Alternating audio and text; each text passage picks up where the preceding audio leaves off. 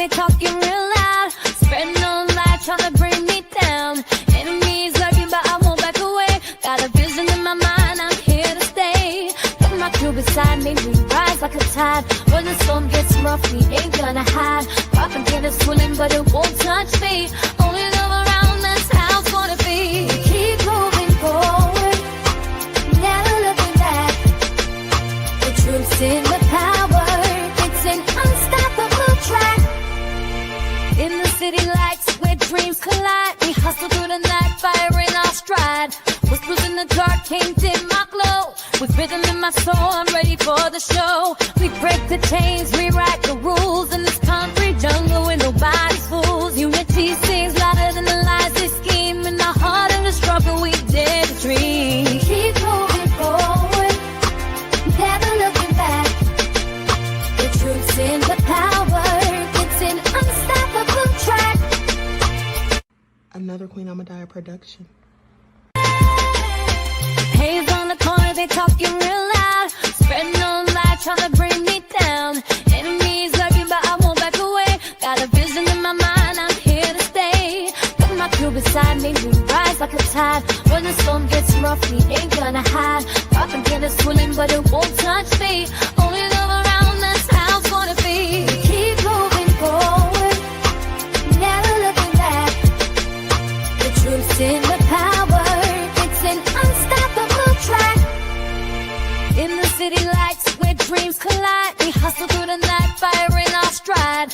Whispers in the dark can't dim my glow. With rhythm in my soul, I'm ready for the show. We break the chains, rewrite the rules. In this concrete jungle where nobody's fools. Unity sings louder than the lies.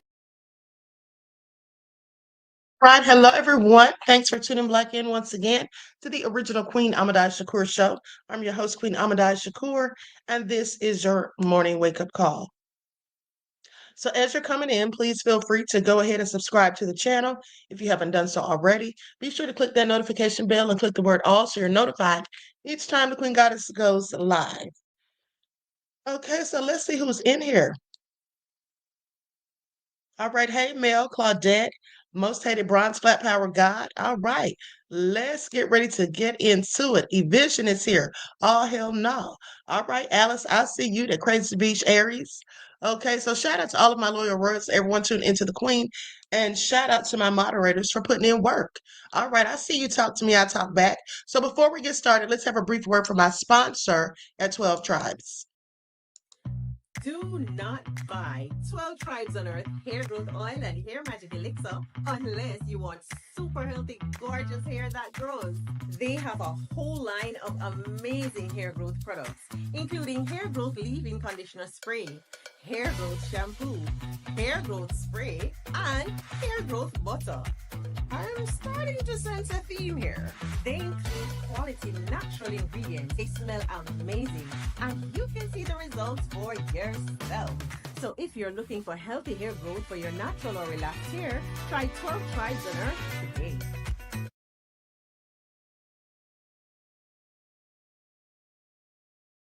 Okay, so don't forget you can purchase 12 Tribes hair oil at Etsy.com. Just look for Lisa Crafts. And you can also find it at Walmart.com. And also don't forget she sells a beard oil. Okay, so let's get into it. Because Diddy is back in court today. They're trying to get the 2 Mann Act violations, those convictions, they're trying to get those overturned, okay, ahead of him going for sentencing October the 3rd. So let's get into it. I'm going to share my screen and go to this news update, but also some of the inmates have written letters to the judge in support of Diddy, okay, saying Diddy was giving them game, honey. So we're going to get into that also. First, let's go to this news report. Lights up, everyone, please like and share. Thank you. Holmes will be back in court for a hearing that could decide how long he will stay in prison. His appearance before a judge comes 1 week before he'll face sentencing for his conviction on those 2 prostitution-related charges. Eyewitness News reporter Phil Tate is live for us in Lower Manhattan with what we can expect to see from inside of the courtroom. Good morning, Phil. Pedro, Michelle, good morning. Music mogul Sean Diddy Combs is expected back in the Lower Manhattan courtroom. This is where prosecutors as well as defense attorneys for Combs will give their arguments, referring to the point of law that will ultimately help the judge when deciding the sentence that Combs will receive next Friday. Now, Sean Combs was convicted of 2 of the 5 charges prosecutors had stacked against him that could have left him behind bars for the rest of his life. The split verdict left him acquitted on 3 of the charges, including racketeering conspiracy. However, a jury found him guilty on 2 prostitution-related charges. The Bad Boy Records founder has been sitting in a Brooklyn jail for the past 13 months, stripped from the life he once knew.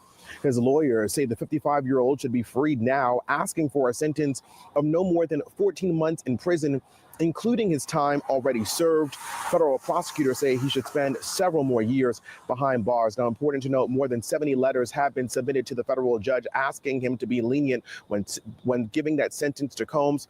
Now, today's court appearance is scheduled for 11 a.m. this morning, and he'll be sentenced next Friday. We are live in Lower Manhattan this morning. I'm Phil Tate, Channel 7 Eyewitness News. Thank you so much. 1 second, they're a neighbor you like. Okay, so you all heard that. So the hearing starts at 11, okay? The hearing starts at 11, so we'll likely try to get some of the updates from Inner City Press. I'll get the updates from Inner City Press because we'll likely still be on here. Okay, we'll likely still be on here. So with that all being said, now let's talk about it because here's the thing. At the hearing, prosecutors and defense lawyers will each be given 20 minutes to present their arguments. Judge Subramanian asked the lawyers for both sides to address whether Combs should be or should have raised his First Amendment argument earlier, is what the judge is saying. Now, Combs is scheduled to be sentenced on October the 3rd. Should the judge uphold this conviction?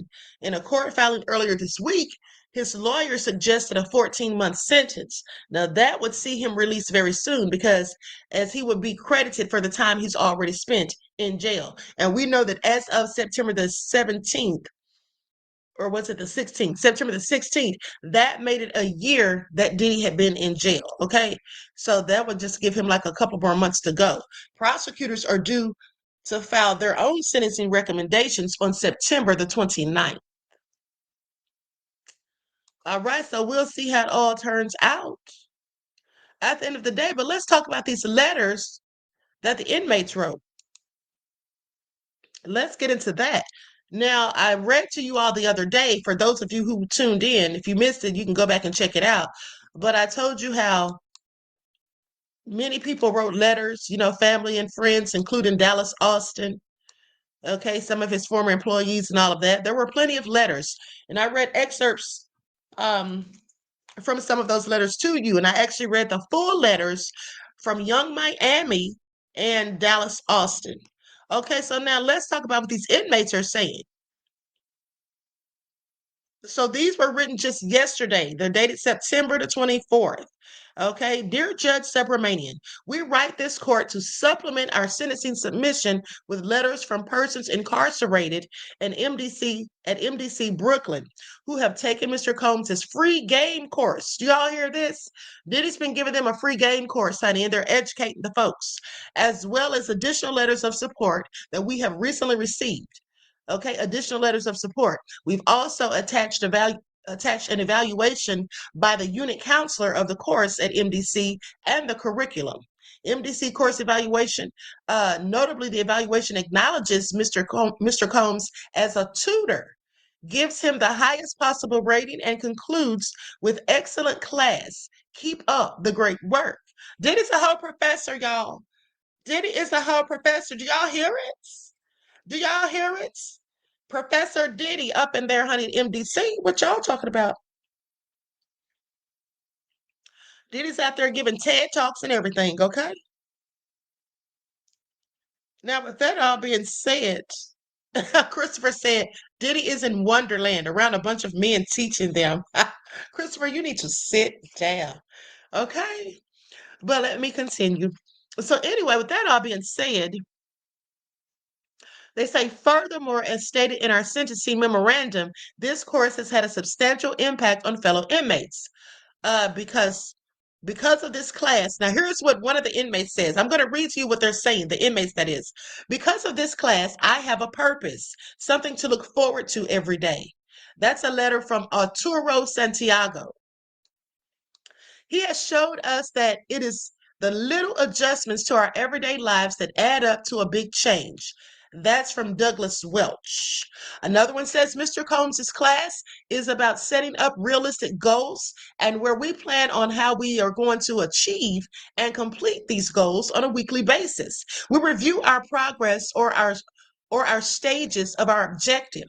My life testimony is how positive Mr. Combs teaches us about how chasing the easy money is the wrong way to achieve greatness. He has shown me that it's never too late to start, nor is it ever too late to achieve your dreams. That's a letter from Willington Ustate. And then one says, everybody was motivated for the lessons that the class provided. And in my case, particularly, it has had very much of an impact. And that is from a letter of Didier Rios Galinda. The next person says, the free game class with Mr. Combs has affected me in a good way and has impacted me because I've learned many things, like how to create a successful plan. And that plan has to be realistic. That's a letter from Quentin Davis. Another one says, I was really appreciative to receive some knowledge of sort to take back to the real world and not have to think about doing something illegal. He taught me to come up with a plan. That's a letter from Charles Scruggs. Another one says, Mr. And mind you, this is not all that they're saying, Shirley. These are just a few excerpts, okay? These are just a few excerpts from the actual letters. Now, another person says, Mr. Combs has inspired me to change my views on life and so far to start thinking about having a plan, not giving up, putting my pride aside. I've seen myself with a lot more discipline. He has taught me every plan or dream starts with belief. That's a letter from Ricaldo Frey.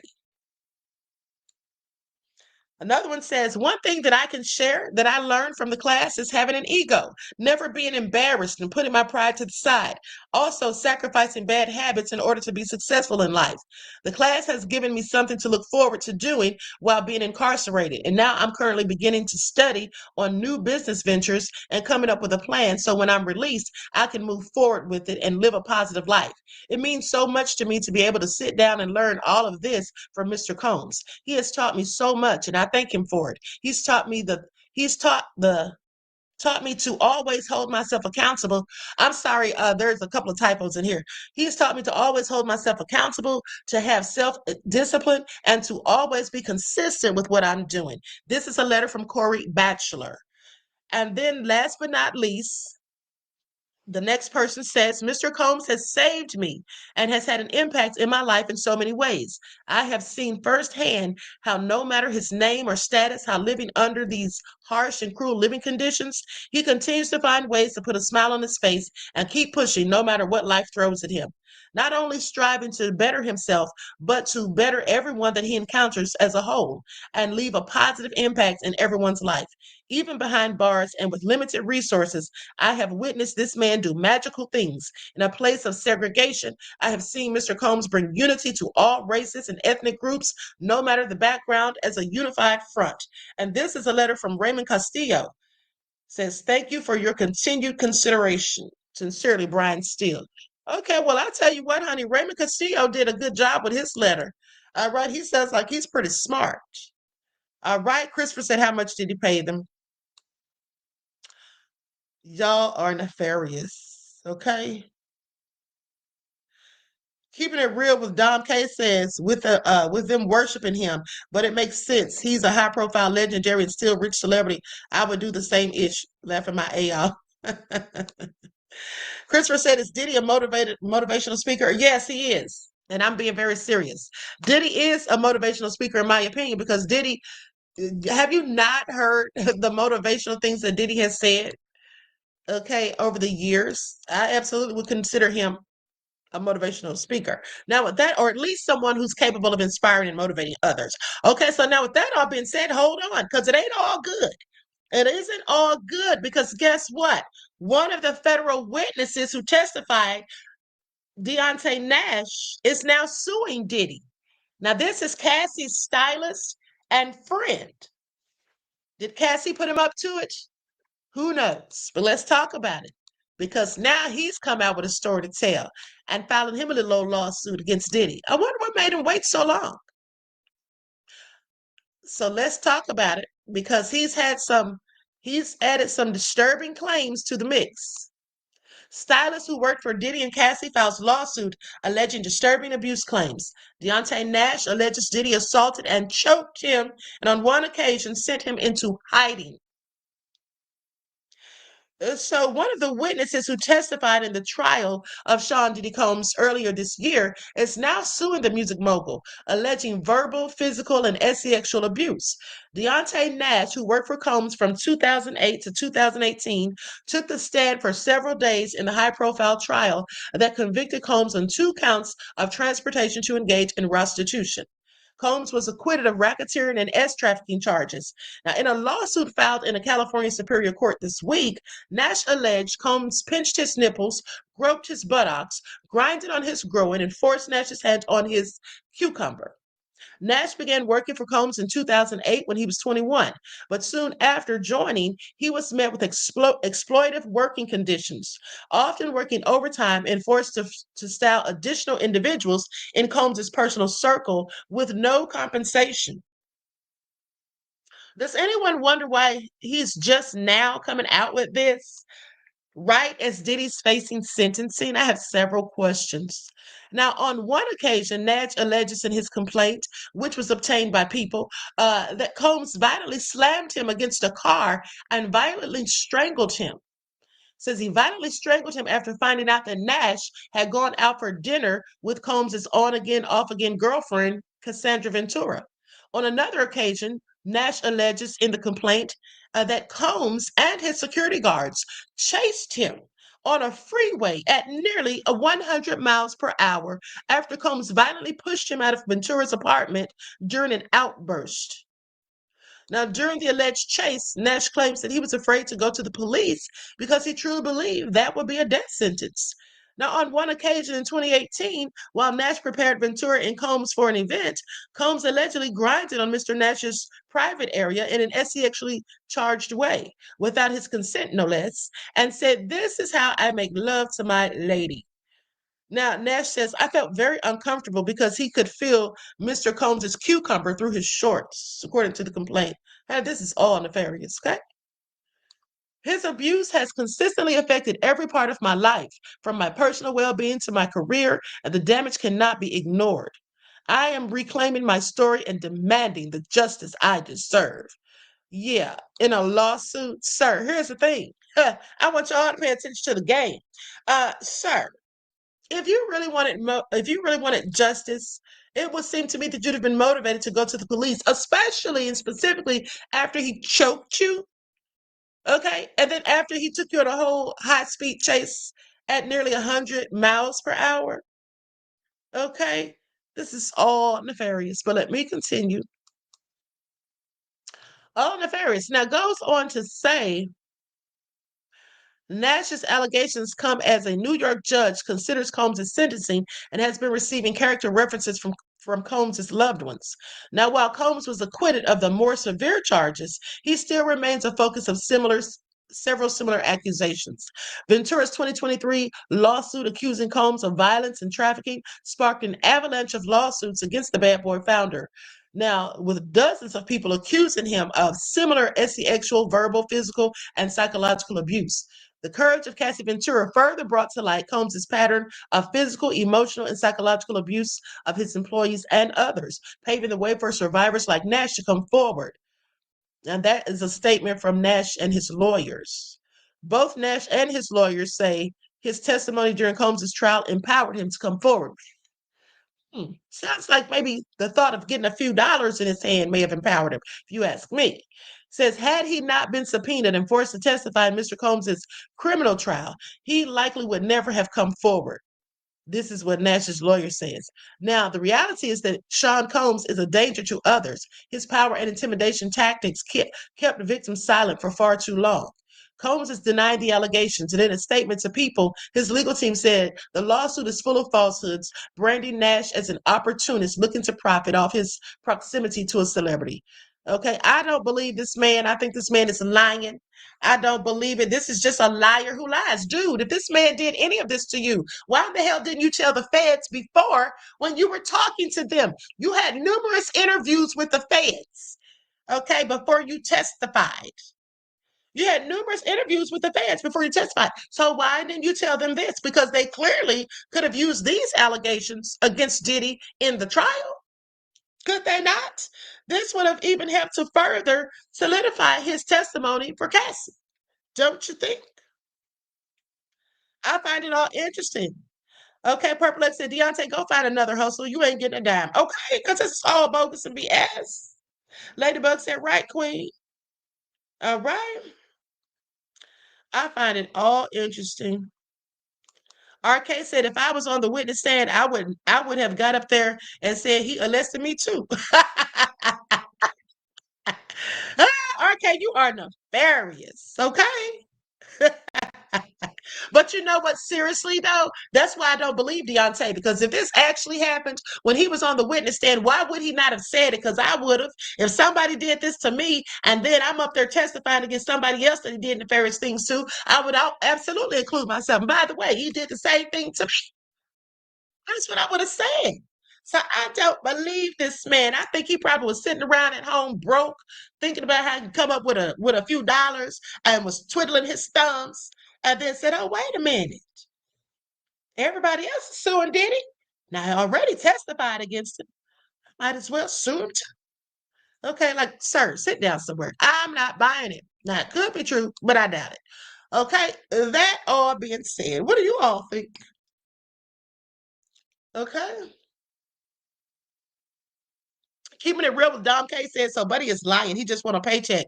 I mean, that's just honestly what I think, beloved. Okay, that's just what I think. Charlotte Sam said, lies. He lost me when he felt something through his shorts. Didn't they call it a Tootsie Roll? Ooh, Charlotte's girl. You know, I forgot about that. I forgot about that. Perplex said he full of hogwash, Queen. Not hogwash. I haven't heard that since that show Mel's Diner came on. Okay, with Flo. Okay, talk to me. I talk back. Said he's getting himself back blackballed by doing this. Okay, you know that's a good point. That's exactly what he's doing, honey. This is all crazy. Anywho, let's continue. Honey. I guess people, honey, they'll just do anything to get a few dollars in their pockets. Okay, so now with that all being said, let's talk about Romika. Okay, because there was an update that came out yesterday. I didn't get around to it because I was talking about other things. So let's get into it now because the family of Romika Meeks Blackman is outraged. And let me tell you all something. Early on in the case, look at Most Hated Bronze Black Power God talking about Queen. It's too early for this. It's never too early, beloved. We're just on time. Okay. King Ravensburner said, I think Diddy should do some time. He has done some time, honey. He's been in jail for over a year. You don't think that's enough time? How much time do you want him to do? How much time do you think he should do, beloved? Now, with that all being said, because here's what I think. I think that if Diddy does time, Cassie should do time, and so should Jane Doe. That's what I think. Specifically, Cassie. Cassie was a whole co-conspirator as far as I'm concerned, okay? Was she not? All right. Wasn't she the one having sex with those men? But Diddy's the one being charged with the Mann Act violation. She should be charged with it too. Miss me with it. She should be charged with it too, if we're being honest. Okay, but anyway, I digress. Now let's talk about Romika. Because here's the thing. Early on in the investigation into the murder of Romika Meeks Blackman, they were calling her Romika Meeks. We all were. we were all calling her Romika Meeks, right? But here's the thing. Her last name is Blackman. Now, some people just called her Meeks. Her nickname was Big Meeks. So why was everybody calling her Romika Meeks in the beginning? Because that's not her last name. Well, you know what they're saying? They're saying that when the police came on the scene and first responders and all that, that Carlos, the father of her son, told them that her name was Meeks, that was her last name. He knew her last name was Blackman. Why would he say that her last name was Meeks? Because somebody was trying to say that the family put the wrong name out there. No, the family hadn't even heard about it until after the fact. The name was given to them on the scene. And so they said that the baby's father, Carlos Way, is the one who gave them her name. And I'm like, why would he say her last name was Meeks when he knew that wasn't her name? And then the family said that when they got to the hospital or when they went to identify her body or what have you, they basically said that they had a hard time finding the body because they had her name under Romika Meeks, and the family's looking for Romika Blackman. Okay, so I'm not sure why he did that. I don't know. But anyway, let's go to this report. Likes up, everyone, please like and share. Thank you in advance. Okay, I'm going to share my screen.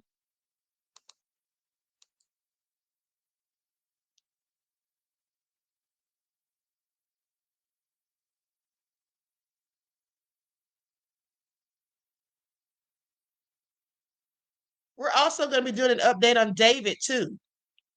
For the Cook County State's Attorney's Office to look at this case yet again. And we'll get to what the state's attorney is saying about this. But Romika Blackman, she just said goodbye to her 6-year-old son. She gave him a kiss and told him to have a great day in first grade. Moments later, she was shot 3 times.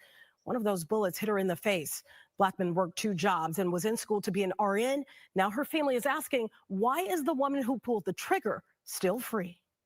Person with a gun, 2200 South State. You got a female, black, light complexion, green tracksuit, has a gun, fighting with another female, black, dark complexion. So let's walk through this together. Police scanner audio reveals that a fight broke out, followed by reports of a woman seen with a gun. The incident happened after 9 in the morning on September. Now, listen, I want you all to pay attention to what the reporter says, because in the beginning, we were hearing all these different stories, right? And then we heard at some point that she got into a fight with Holly. And then at one point, the witness said that she was fighting her child's father and that he was slamming the car door on her and all of that. So listen to what they're saying, what the dispatcher is saying. November 8th at Cermak State. 31-year-old Romika Blackman got into a physical altercation with another woman. Both of them share a child with the same man. He was also present at that scene. The other woman pulled out a gun and shot Blackman, then admitted to it in a video recorded at the scene and widely shared on social media.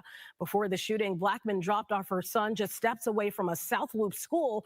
Her final social media post was a photo that you see right there of a handwritten note that she packed in his lunchbox. He turned 7 years old in a few days. Instead of party planning, his grandmother is trying to figure out how to explain that his mother won't be there to celebrate. I want to know how did she just walk away? How? When they told you that he had her in the headlock, how did he even walk away? Why did they was so easy to walk away? They tell me, look at the video, they bumping fences. I don't know about any of that because I really can't even focus. So just to clear this up so it makes even more sense, that woman that she's talking about filed protective orders against Blackman dating back to December of last year and as recently as this summer. The family believes it was all done to create a paper trail against Blackman. In the video, the shooter did say she had a concealed to carry license. She was taken into custody by police but later released. As for Blackman, her family says she was unarmed and there was no reason for her to be shot. You had an opportunity to walk away, to call the police, to turn around and get in your car and drive off. You did none of the above. And of course, we did reach out to the Cook County State's Attorney's Office on this to get the status of the case. And this is their statement. After an initial review of the evidence presented by police, there's insufficient information to make a charging decision. at this time. We will continue working with the Chicago Police Department as the investigation proceeds and remain committed to pursuing justice for everyone in our communities. The family is also questioning how the case was handled from the very beginning. When you look at that video that was posted on social media, it actually took witnesses to tell police who the shooter was in this case. Blackman's mom says she called the state's attorney's office, and so far, she hasn't heard anything back.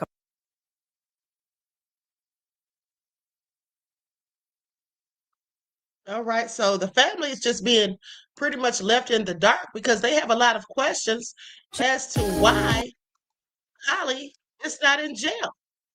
But this all was very calculated in my opinion. And like I told you all, Holly went and got her restraining order against Romika, got her license to carry, and she knew exactly what she was doing. And also, let's not forget that she shot Romika in the face. Okay, she shot her in the face for a reason. All right, she wanted to mess up her face because she was just a whole hater, in my opinion.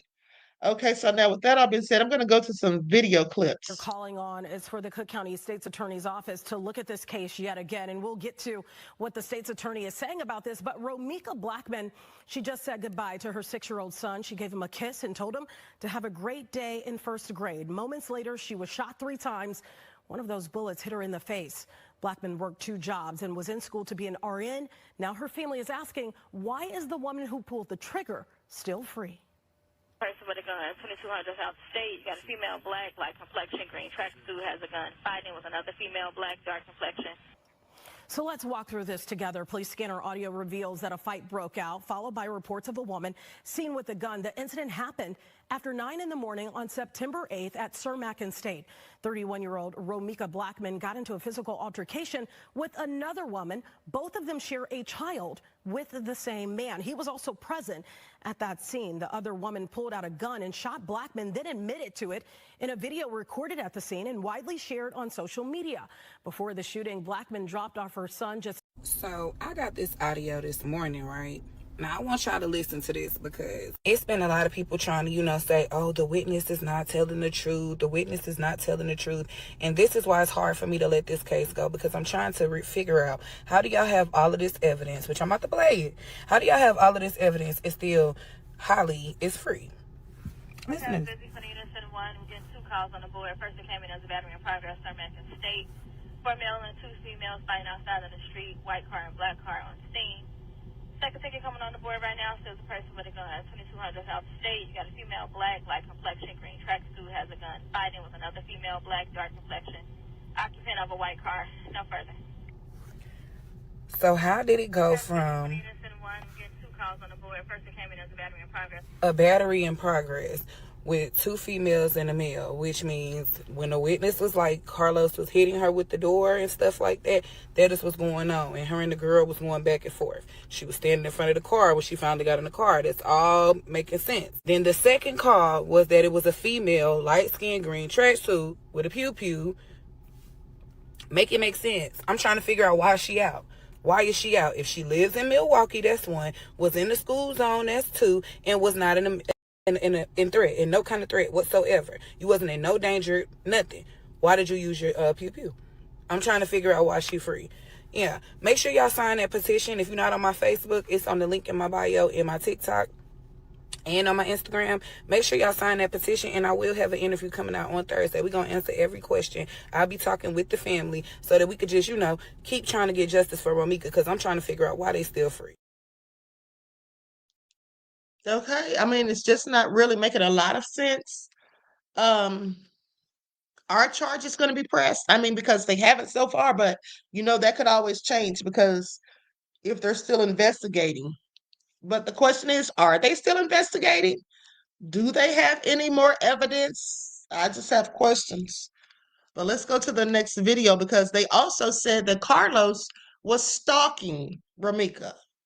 Hey you guys, it's Alina. I hope and pray that you are having a beautiful and blessed week.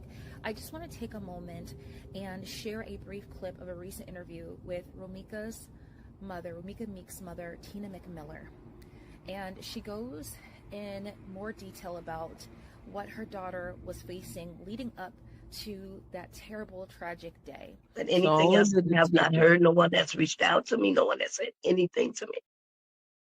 And I think it's unfair for no one not to talk to me, because I'm supposed to be able to get questions, answers, ask you questions and get answers.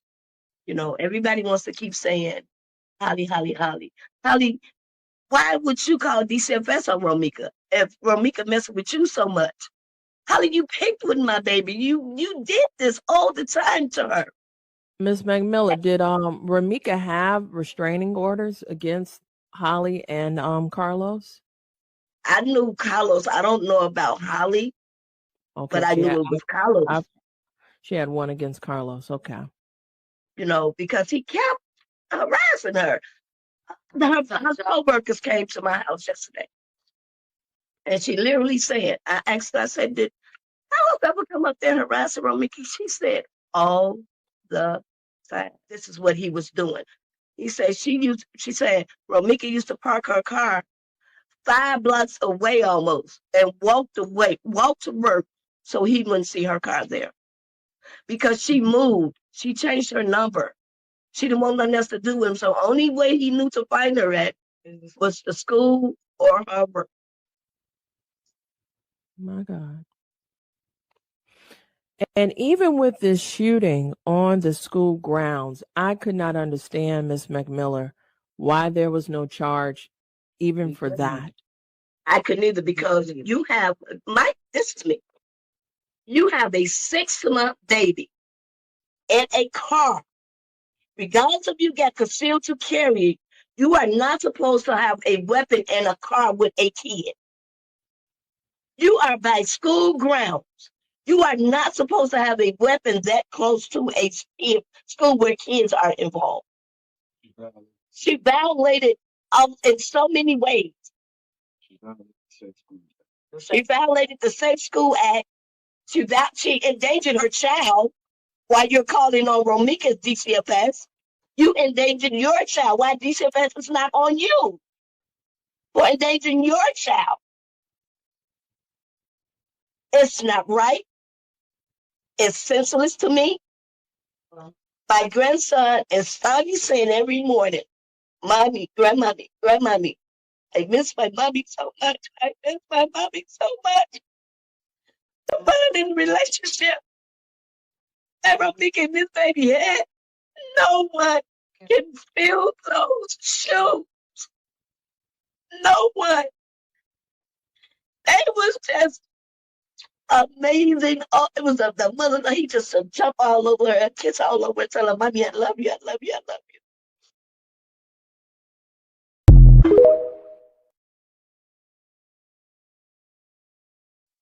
That is so darn sad. Okay, that is going to always be sad. All right. Very heartbreaking. At the end of the day, that woman who shot her, Holly Quadaja, or whatever she calls herself, Quadija, at the end of the day, she has no heart. Okay. She literally killed her own child's sibling's mother. Think about that. Think about that. Their children are siblings. And she took that little boy's mother up out of here. And she didn't have to, because she could have just, as easily as she walked to her car to get that gun, she could have gotten in her car and driven away. That's what she could have done. She could have gotten in that car and simply driven away. But you know what? With stand your ground laws in some states, you don't have a duty to retreat. Okay, I want y'all to think about that. Because though she could have left, with stand your ground laws in certain states, you don't have a duty to retreat. Okay? So that's the interesting thing about it. Anyway, with that all being said, let's go to what Trick Daddy has to say about all this. Hold on, I'm going to share my screen.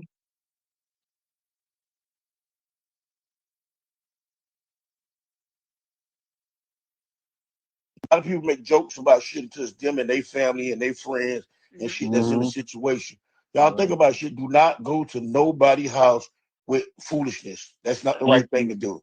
Thank you. That's not the. If you step outside the road, if you cross over the threshold, you're on that person's property.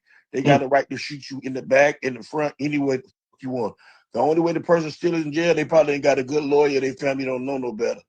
But y'all go read the standing ground laws. That's why they're making laws like this in Florida. They got open carry now. They want us to kill each other. They do. They want us to kill each other, man.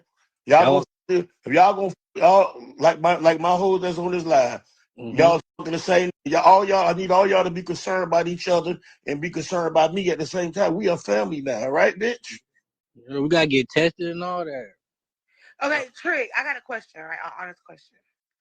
If you was in the house with your girlfriend, correct, and your baby mama pulled up and you heard the baby mama say, come outside, you got a firearm, that shit, and you see your baby mama come out with the you couldn't stop the weapon. You came too late, right?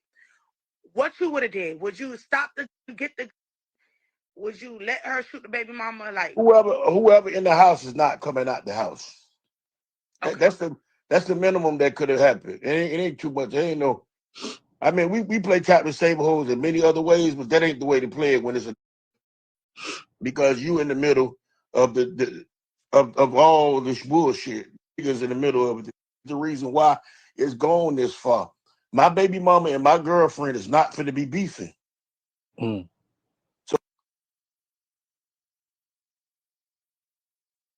y'all heard that. And that's the thing, because Carlos isn't a real man as far as I'm concerned, because he shouldn't have had them beefing. Okay? He was the cause of all of it. Then had the nerve to think that he was going to be welcomed at her funeral. Like, get the hell out of here. Where they do that at? Okay? Where they do that at? So now let's go to this David update. All right, let's go to this David update.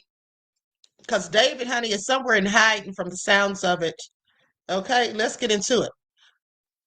So, girl who resembles singer's dead friend Celeste Rivas seen at his concert in late August. Now, this is important because this can actually help to establish a timeline of her death, okay, or an estimation of how long she was possibly in that Tesla, because they're saying that they think that Celeste was at his concert in August.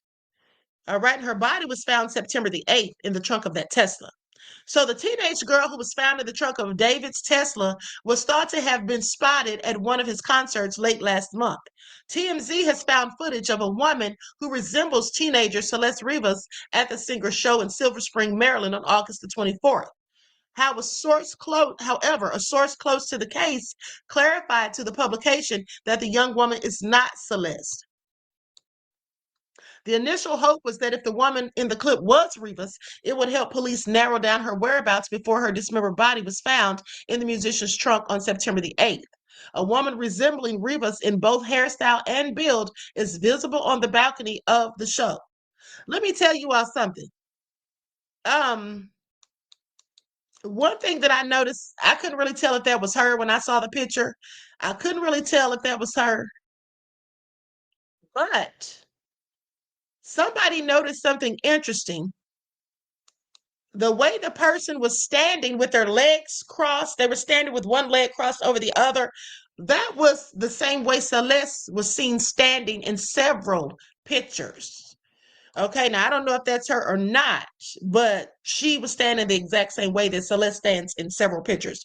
Okay, so anyway, but let's continue. So goes on to say the teen had on a black tube top, which is what police claim Rivas was wearing when she was found dead in the trunk of David's electric vehicle. She also had on a pair of blue ripped denim jeans. Now, the young woman was standing on the small balcony located just behind the stage as she looked down at David performing on the stage in front of a crowd. A man next to her danced to the music as she stood still.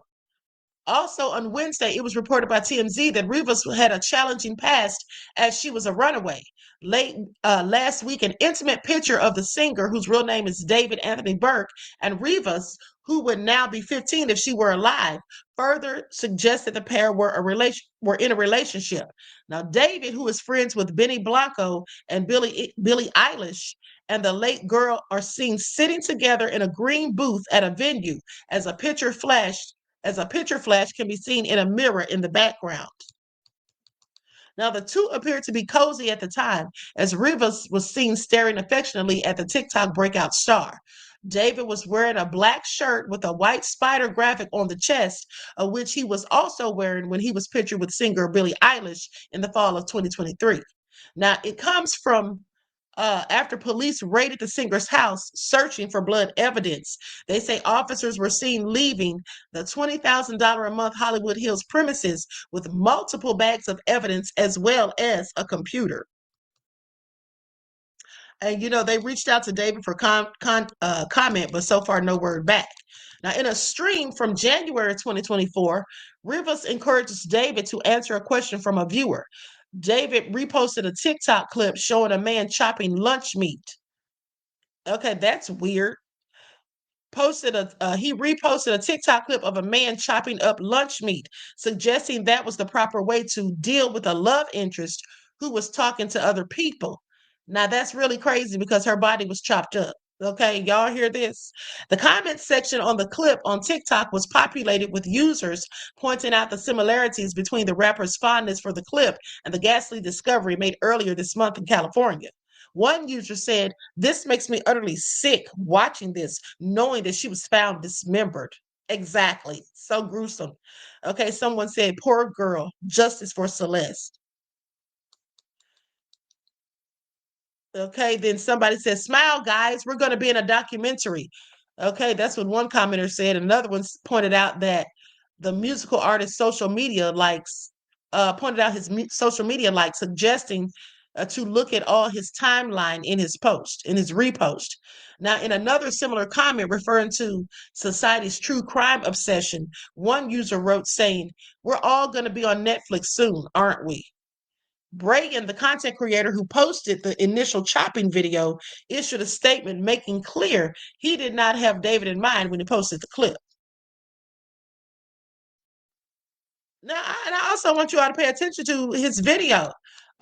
One of David's music videos, I think it's Romantic Homicide. That video, they show them literally trying to stuff a body in a car. Okay, this is all crazy. I mean, telling themselves, if you ask me. And then they say the person says my TikTok was a satirical joke. Okay, referencing a cucumber trend, not related to any current events or public figures. So he said the clip had been meant for entertainment purposes at that point in time, and was not linked to any investigation. Brayan said that he said of David, "I have no idea who bro was until today. Keep that in mind." Now, people online also pointed to a 2022 single and video from the artist titled Romantic Homicide, which featured a dark-haired female who bore a striking resemblance to Rivas. See, this is what I'm talking about. Internet sleuths also unearthed a song from the artist revealing a potentially game-changing clue in the teenager's gruesome death in the form of a December 2023 track titled Celeste Demo Unfinished. Now, the lyrics revealed a number of identifying traits that Rivas had prior to her death. The lyrics include, "Oh, Celeste, the girl with my name tattooed on her chest, smell on her clothes like cigarettes, her voice, each time I take a breath, I'm obsessed." Now, a subsequent set of lyrics points to what appears to be a romantic relationship the artist is describing with the subject of his song. They include, "Oh, Celeste, afraid you'll only love me when undressed, but you look so damn gorgeous in that dress. Missing you so much makes me depressed, but I digress." Because it was not immediately clear if David was singing about Rivas in the track. Oh, I'm pretty sure that's who he was singing about. Sounds like it. It definitely sounds like it.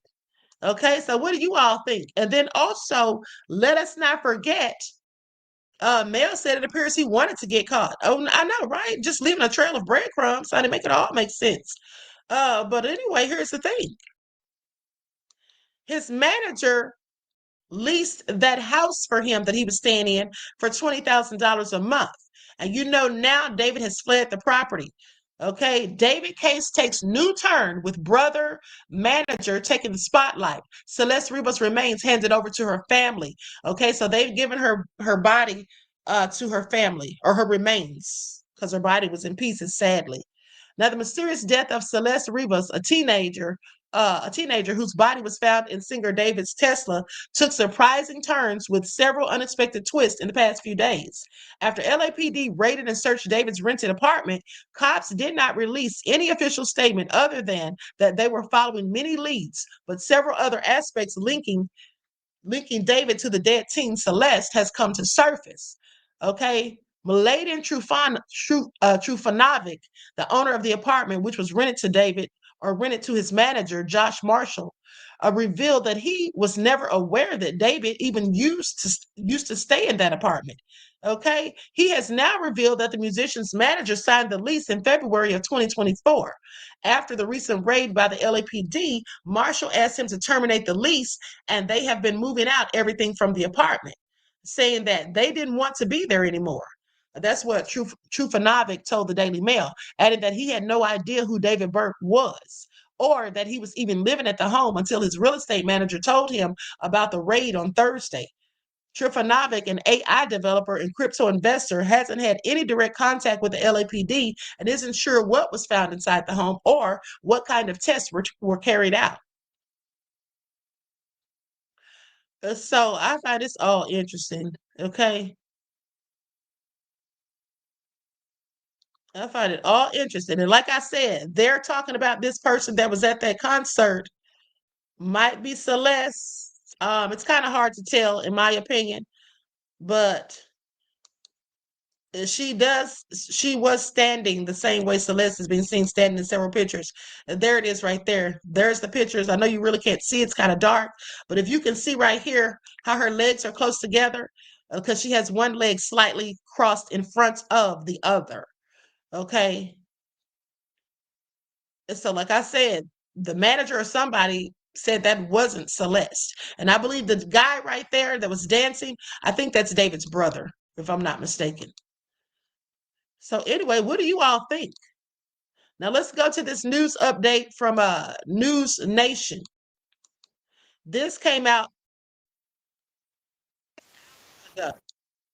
Okay, this came out 6 hours ago. So let's get into it.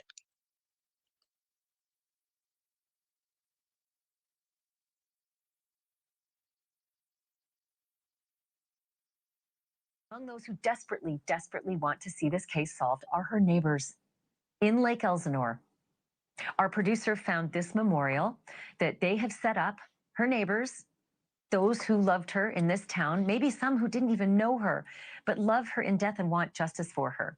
This is the street where she used to live. And this is the growing memorial that has been built to honor her in death. It's also the street where presumably her family still lives. So likely they are seeing this on a regular basis. We do know tonight that Celeste's remains have now been released to her family, and that her family is planning a funeral for her on October 4th, presumably in Lake Elsinore.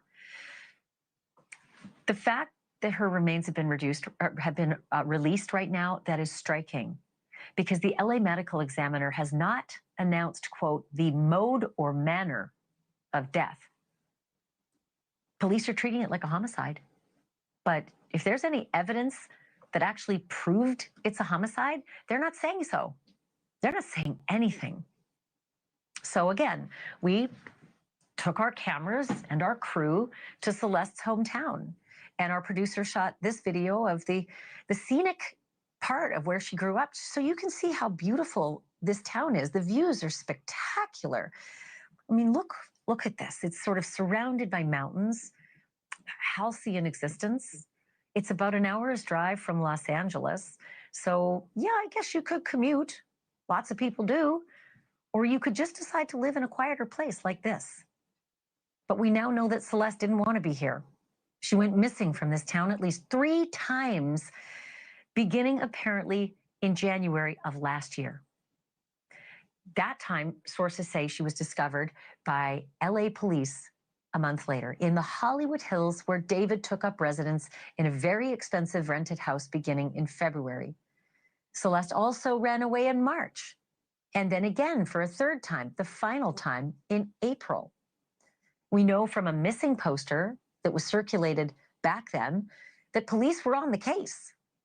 But you would think after the first incident, when they got her in the Hollywood Hills and brought her home, you'd think they'd know where to look when she took off a second time, and then a third time. When Celeste was in Lake Elsinore, she hung out a lot at this store. It says liquor store, but it's actually a liquor and convenience store, and the school bus actually stops right by it.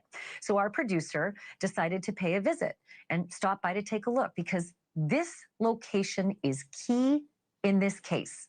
It is key in Celeste's story, because it's one of the last known locations where Celeste was seen before disappearing the second time in March of 2024. And it is also the place where her family came looking for her. The owner of the store remembers seeing Celeste often and reportedly gave her family video from his security cameras during one of the instances when she ran away and they came to ask him for help. Have you seen her? Can you show us your video? You're going to hear a lot more about what was on that video in just a moment, so stay right where you are. And I want to be really clear about one thing, okay? It has not been definitively proven that David and Celeste ever met at all, though online videos and pictures and chats and conversations and live streams, they sure seem to prove and show otherwise. What is definitively proven is that Celeste had a boyfriend named David, and that the singer apparently had a girlfriend named Celeste. Let's also remember that David has not been charged with any crime. David has not been named a suspect. David has not even been named a person of interest. And no one that we know of is in Entourage has been named a person of interest either. Mum's the word on all of it. But man, do I have questions. So earlier today, I reached out again to a colleague at TMZ, and TMZ has owned this story right from the outset. So here's some of my latest conversation with executive producer Charles Ladebaudiere. This is my favorite classy gift to give.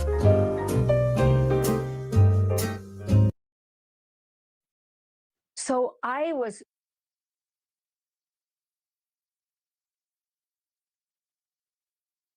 Hold on, let me put an overlay on this because y'all know how TMZ is.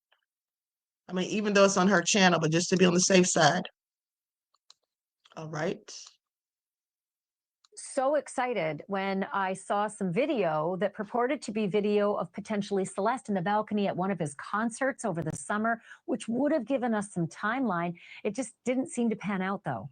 Yeah, you know, I get why people online were really into this video and thought that this was going to be critical to the investigation. There is this woman, the video is David in concert from, it's either August 23rd or 24th. He had two shows in Silver Springs, Maryland. And there's a woman in the balcony who he actually acknowledges, looks up at her. She certainly could have been Celeste. It looked like it. And a lot of people immediately latched onto this. But we have been told by a source that is connected to the case that it is not Celeste, and therefore it doesn't do what we hoped it would do, right? That if this actually were her, then we would know that she was killed within a, roughly 10-day period. At some point during those 10 days would have been when she was killed. There is rampant speculation and theorizing and conspiracy theories online, and a lot of it has to do with pictures that people think are Celeste. And it's really clear to me that there are several different people in his world that look like her. For instance, the video of one of the songs has a girl who looks exactly like Celeste, the same hair, and it is not her. Her credit has a whole other name at the end of the video. Yeah, we, you know, that was when we saw that rumor online. We looked at that video one day and broke it down. You know, we watched it backward, forward, we slowed it down, we froze on it. And really people looked at it for a while and they're like, it could be her. But yeah, look, you have a Latina young girl with curly hair, and immediately everyone goes, "Oh, that must be her. That must be her," because everyone is wanting to make links here, and like that's what happened with the video from his concert. Look, it's just hard to tell, and the reason normally we can verify these things because you can speak to someone who knew, you can speak to a family member, you can speak to someone who was at the event, and those people have not been coming forward. And obviously, some of her family members, her brother, spoke to NBC here in Los Angeles, but not on camera. And very early on. And very early on. So it's just hard to find these people. You know what, Charles? It's giving Idaho 4 vibes because the entire University of Idaho shut down. Kids wouldn't talk. And that's not normal in our line of work. Kids always talk, especially teenagers and older teenagers and 20-somethings, they talk. But in Idaho, nobody, the police, the city, the university, the parents, everybody was locked down by the police and by the administrators, probably for good reason. It certainly preserved the prosecution. This might be what's happening here, that the players involved have been locked down by the police and told, do not speak.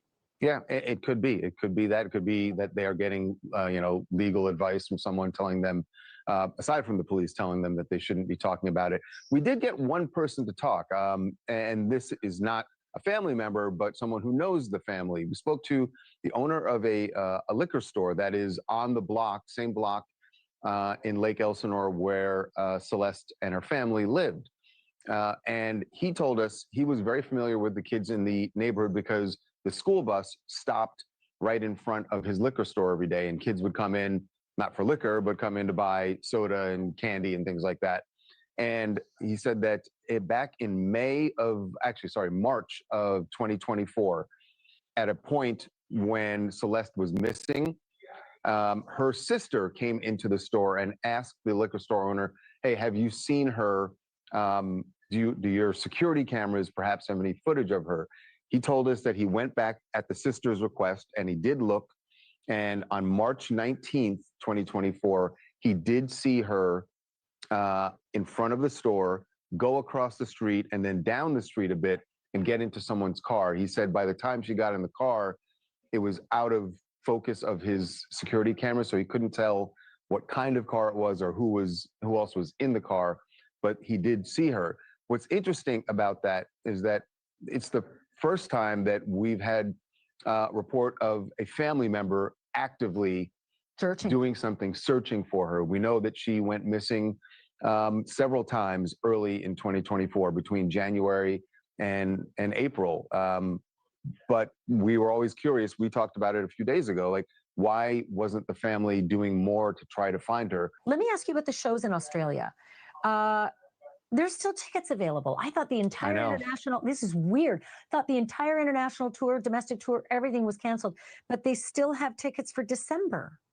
Yeah, it is very puzzling to me, and I don't know if that's just optimistic that David and his management are hoping that by that point, this is all going to be cleared up and he's going to be free to leave the country.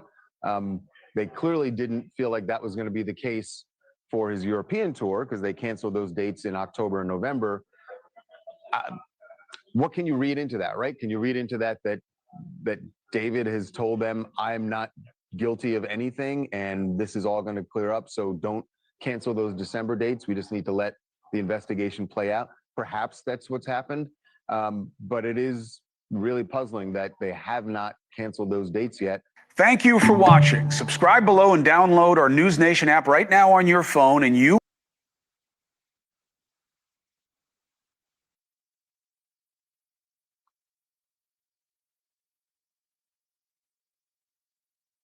All right, so it seems like David absolutely did this, but the question is, who helped him?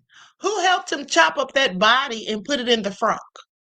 Okay, I have questions. Mel says David was on tour and didn't have a concern in the world while the girl was in his trunk, deceased. I know, like that just shows really, psychopathic behavior. How could you even be able to function, let alone perform at a whole concert, be on a tour, when you know that's what's at home waiting? Okay, this is all crazy. This is all crazy. Okay, so anyway, there's another update from News Nation. Okay, now this one came out just 2 hours ago. That one was from 4 hours ago. This one came out 2 hours ago, so let's get into it.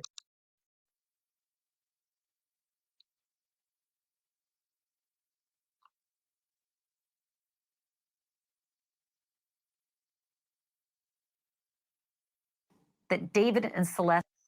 Monday.com, the opposite of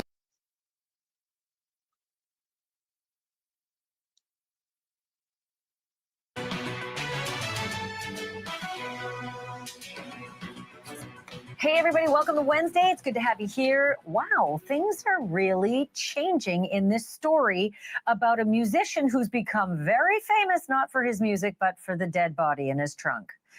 David is his name. He spells it D4vd. If you didn't hear of him before, don't feel bad. Most people haven't. But he was starting to build traction, and he was starting to fill some concert venues until he had to cancel all his concerts. But for a few. In a moment, you're going to find out where they did not cancel David's upcoming tickets and how hard it would be to get them and go to that show, if it even is going to continue. Big developments today. This is the saddest part of the story. I think about the decomposing remains of this underage girl who probably spent her 15th birthday rotting in the front trunk of a Tesla in a tow impound yard until workers said it smelled so bad they needed someone to come and take a look inside, aka police. I think about the medical examiner's job dealing with that grossly decomposed set of remains and trying to figure out, when did she die? How did she die? Who might have done this? What evidence can I give the police? What evidence can prosecutors maybe use later if they ever find who did this to her, who put her here? And somehow they have finished their job. I do not know how. It is quick. If you think about it, it's only been a couple weeks. They have released Celeste to her family, what's left of Celeste. And her family is now planning her funeral. You wait for that. That is coming in a week or so, and it is going to be a massive turnout. This is my prediction, because people are angry that this girl, who was barely 14, maybe barely 13, and some might say barely 12, when she met this singer.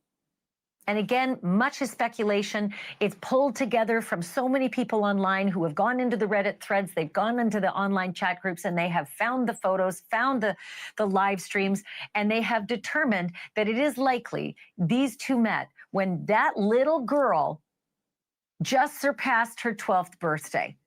So yeah, think about that. He would have been 17, 18 at the time. He's 20 now, and he is nowhere to be seen. Off the grid. Don't know if he's in California or maybe his native Texas. Nobody knows except for some gamers who said they've seen an account that looks like him on Fortnite and Roblox, which is typically for younger audiences. All right, so we have an expert on tonight who's going to tell us about that medical examiner's job and what they might have been able to find and how you might be able to backdate the death, which gives someone an alibi or takes an alibi away. Might also find out if she was pregnant. Might also find out if she OD'd.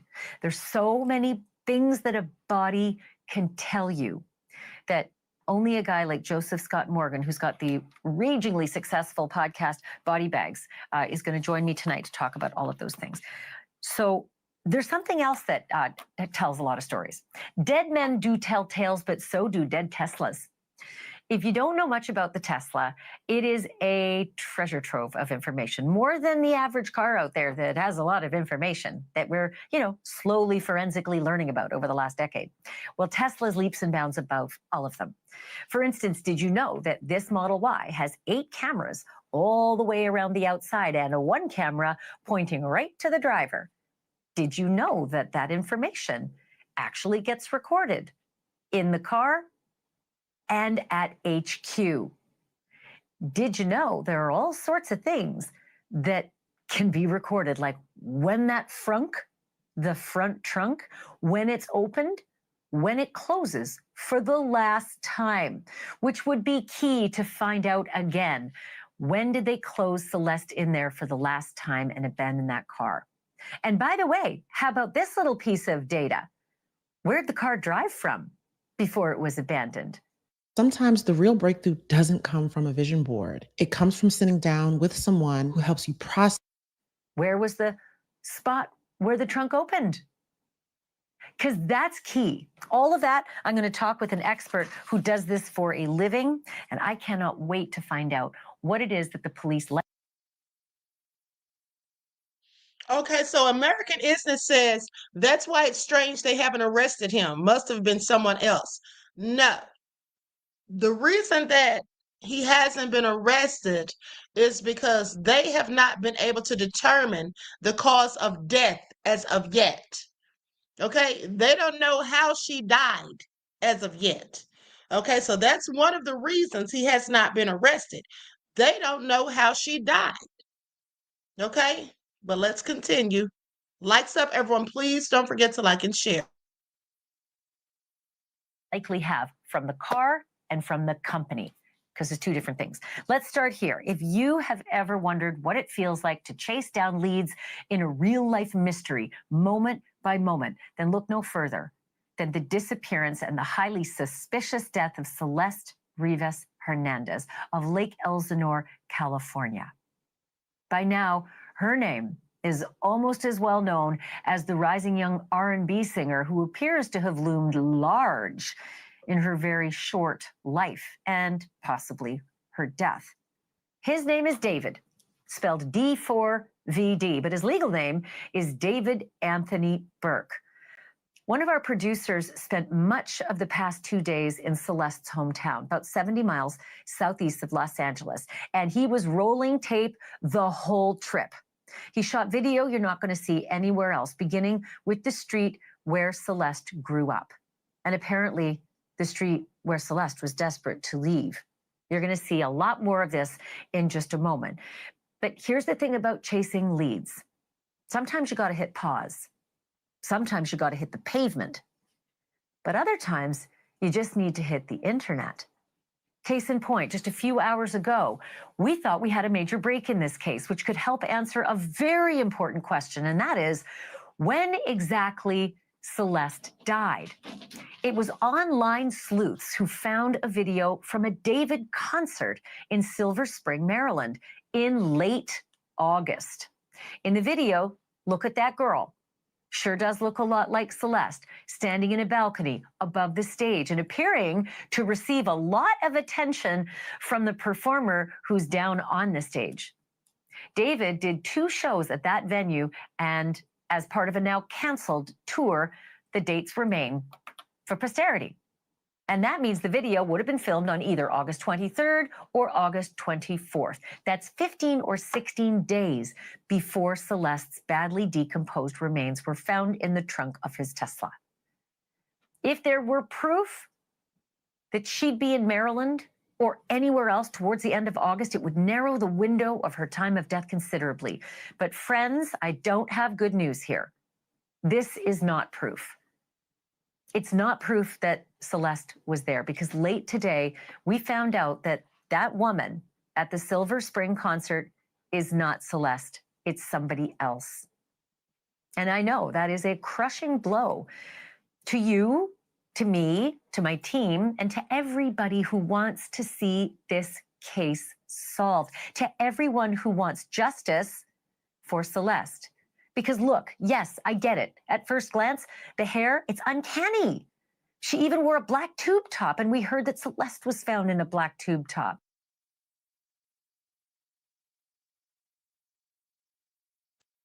I'm trying to figure out why this isn't on the screen. Whatever, I don't know what happened with her camera, but what she's talking about is not on screen. Okay, hold on. Let me see what's going on here. Let me fast forward a bit. Okay. I don't know. It can tell you who or who may not have an alibi when that victim disappears and dies. Among those who desperately, desperately want to see this case solved are her neighbors in Lake Elsinore. Our producer found this memorial that they have set up. Her neighbors, those who loved her in this town, maybe some who didn't even know her, but love her in death and want justice.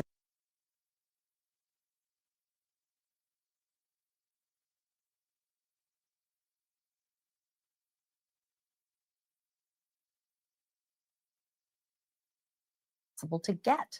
No offense, but if you're paying more than $50 per month on home insurance, you're literally throwing money away in the trash.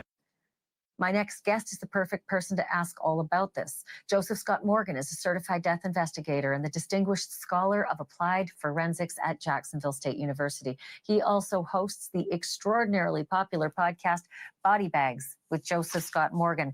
And he's a friend of mine and a friend of the show. It's good to have you back, Joe Scott. Let's get right to it.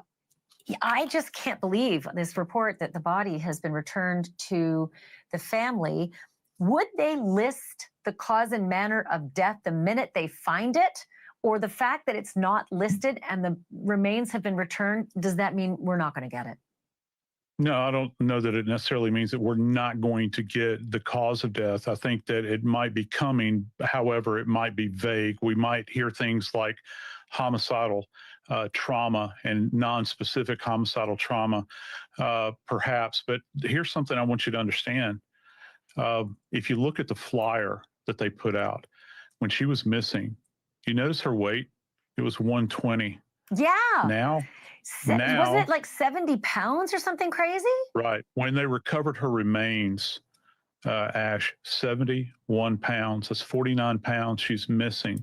So what can we determine from that? Well, we've heard reports of dismemberment, and there was one report from the police that said the body was not intact.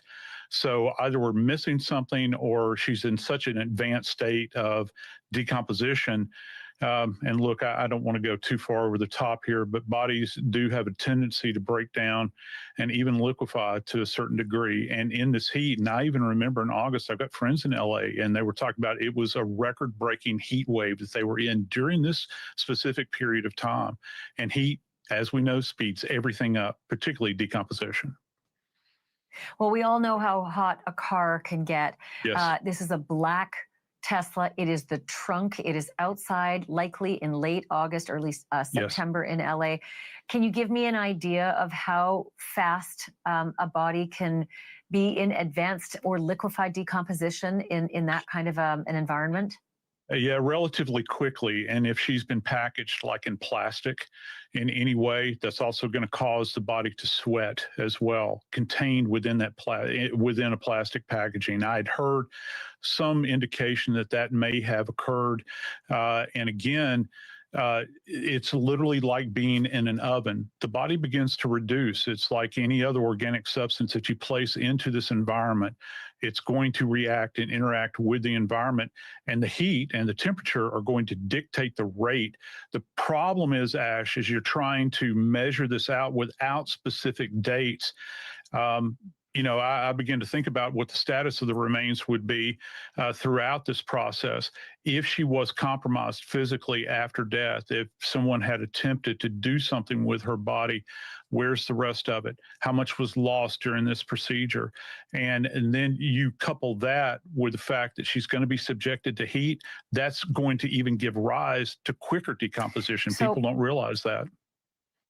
Let me be like, I'm going to go rapid fire because I have a lot of questions for you and only 2 minutes left. But is it possible she could decompose to a point where even early investigators would think she's dismembered, but she wasn't? She's there. She's just liquefied in so many places they couldn't tell. No, they do not throw around the term dismemberment without specific evidence of that. You're going to have tool marks here. Okay. With the decomposition, can you back time of death? Would the ME be able to determine time of death? They're only going to give you very broad strokes relative to time. Those parameters are very difficult to set, particularly this far down range, down the timeline. I'm sorry? How broad? How broad? I'd say probably they're not going to be able to narrow it down any more than about 3 weeks, probably.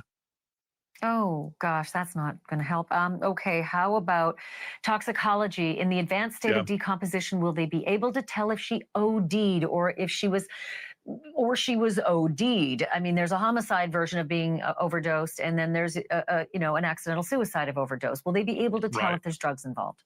Yeah, there's two things that we do, just so that everybody understands. At this point in time, you're not going to do a blood draw. It's going to be probably worthless.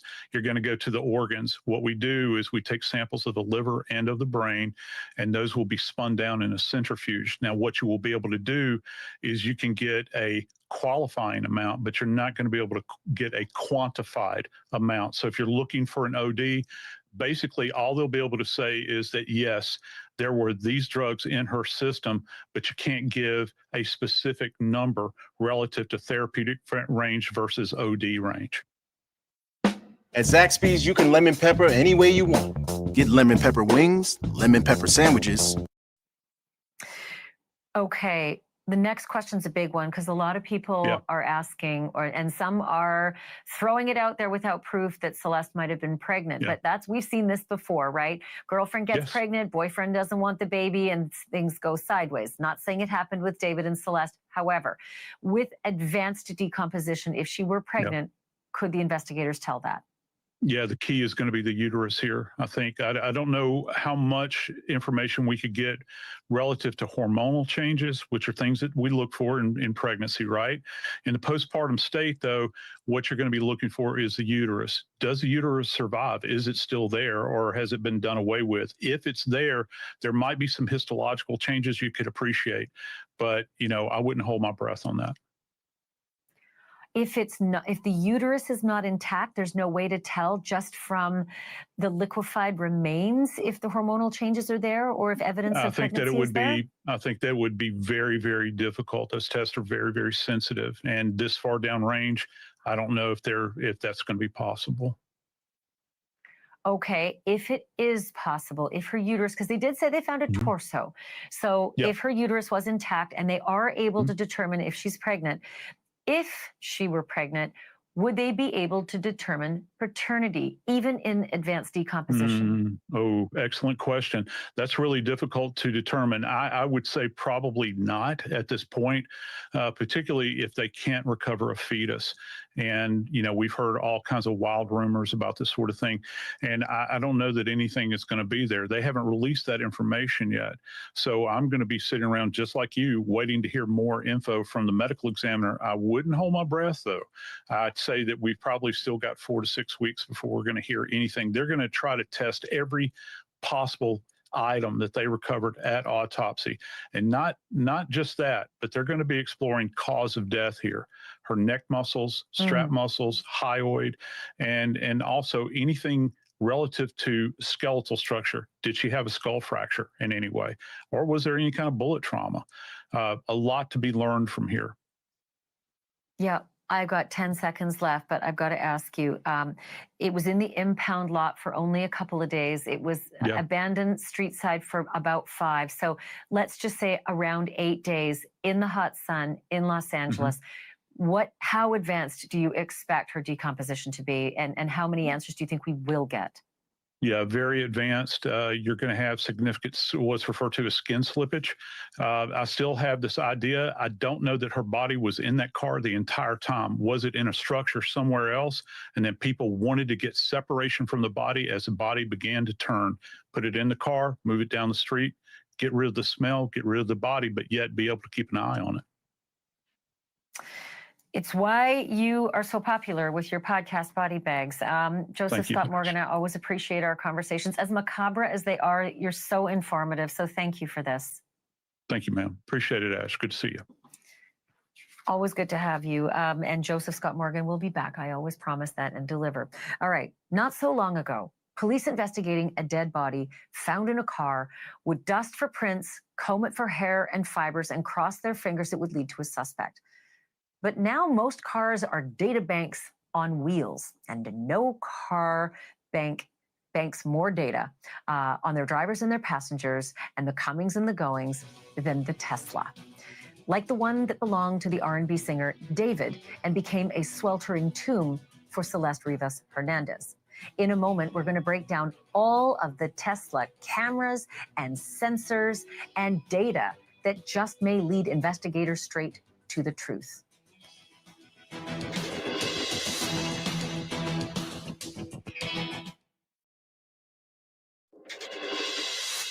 They may not have much to go on, and maybe they do, and they're just not telling us. But police investigating the young habitual runaway who was found dead in the trunk of a car owned by an up-and-coming R&B singer have one big thing to be thankful for, and that is that the car was a Tesla, a 2023 Model Y, to be exact. That stands out to me because I have one. And like all Teslas, the Model Y is battery-powered, but it runs on information like no other car on the road. It has cameras and sensors and satellite connections that take in information constantly and send out information just as often. So what information might David's Tesla be able to share about the final moments of Celeste Rivas Hernandez? My next guest knows a lot about that. Jason Lewis is one of the nation's top digital forensic experts.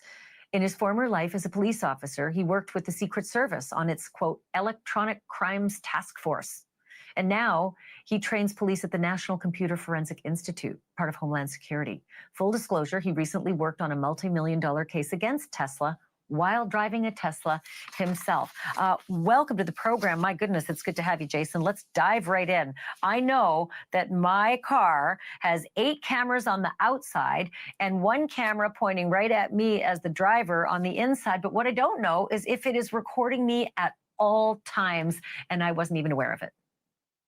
Well, it depends on if you're actually using autopilot or not. Because if you're using the autopilot feature, then yes, the inside camera is recording at all times. But if you're not using the autopilot feature or any of the self-driving features, then it's not actually recording you. Generally speaking, you can opt in to share some of the data from that internal camera with Tesla, but it would only do that, according to the manual, it's only supposed to do that during crashes or critical events.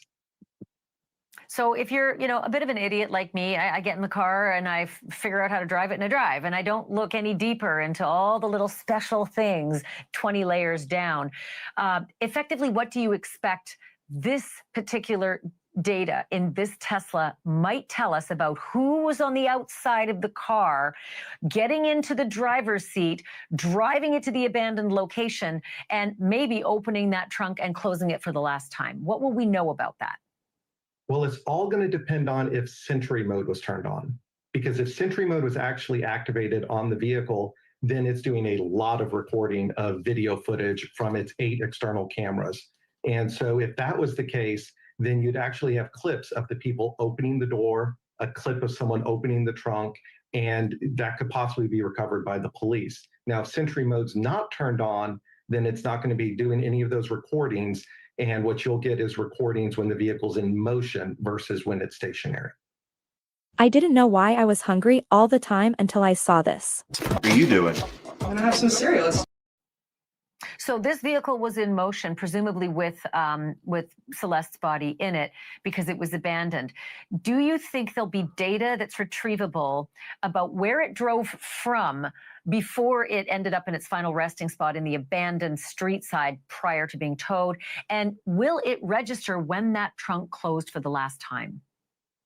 Yes, it should. It's all a matter of whether or not that data is still on the car or if it's on the Tesla servers. So your vehicle actually communicates with the Tesla servers almost constantly, and it's usually doing that over a cellular connection, but it can also do it over Wi-Fi. So it's sending a treasure trove of information back to the Tesla servers. And so as long as the information's still either on that server or the car, then you can get a lot of information such as when were the doors open, when was the trunk opened, and then as long as the memory stick that records all the videos hasn't been removed from the vehicle, because that is the only thing that a individual that owns the vehicle can actually do to wipe data effectively and quickly, is to pull the memory stick. And if you do that, that's where all the video recordings are stored for the Sentry mode. Can they do it from a remote location? Can they wipe what's on that memory stick from a remote location? Yes, actually they can. So you can just do it with your Tesla app. And so as you said in your introduction, I have a Tesla, so I use Sentry mode, and I can go in and look at those videos at any time. I can actually activate some of the cameras straight from my smartphone. And so if you do that, you can watch the videos, and then you can also delete them from the internal memory of the car from your app. Is there a delete file? Is there a delete file? It's like, you know, if I can delete something off my computer, the police can still find it. Is it the same with the Tesla? It all depends because of the type of memory that it's using. It's like a really fancy thumb drive, basically. And so if they get that drive out of the car rather quickly, then yes, there's a very good likelihood they can recover those deleted videos. But if they were deleted and then a lot of other videos were created after the fact, then they might not be able to recover them, such as the car sat for, say, 8 days, and the Sentry mode kept activating after they deleted all the video footages. Then there is a less likelihood that they'll actually be able to retrieve the video of the body being placed in the vehicle. And I think you already mentioned that we will know when the trunk was last opened and closed, correct? Yes, the vehicle does keep track of that, but it's a matter of whether or not the police are going to be able to get that information. Meaning, will Tesla play ball, or will they have to subpoena Tesla? Exactly. So the information is on the vehicle, but it's really hard to get off the vehicle. And on a 2023 Model Y, it's near impossible for anyone but Tesla to actually get that data off of the vehicle due to the encryption the vehicle now has. Yeah, they've been helpful before when that Cybertruck blew up at the hotels. Elon Musk's company handed over all sorts of information, and we found out everything about that guy who did it. Last quick question. Once that final trunk closed, is there data that will record as to whether it's just one person who got in the driver's side and drove it to where it is, or will it record that a passenger door may have opened as well, and we might know if more people are involved in this sinister act? Yes, you should be able to see what doors were open, and also if it had any passengers, it does log whether or not there's passengers in the vehicle. It doesn't have like a scale to tell you weight, but it will tell you if there were passengers sitting there, and it's part of the seatbelt and airbag system. I keep my Sentry mode on at all time, and my favorite feature is that from a remote location, if I see someone getting near to it, I can press the button and the car will fart. It will actually play fart sounds and like freak out the people who are too close. There's all sorts of other sounds too, but it really is sort of a remarkable vehicle. Jason, I could speak to you forever. Thank you so much for all of this tonight. I appreciate it. You are most welcome, Ashley. We'll call you again for sure. You can guarantee it. Coming up, I'm going to switch gears. It is tough to be a school bus driver. I mean, props to each and every one of them out there. Well, actually, almost each and every one of them. No props to the school bus driver in Pennsylvania who got a little hot under the collar and then decided that he wouldn't be the only one. Now that the heat is really on and this ex-school bus driver could spend some time in the cooler, he's probably regretting doing what he did to an entire busload of kids. Tell you what it is next.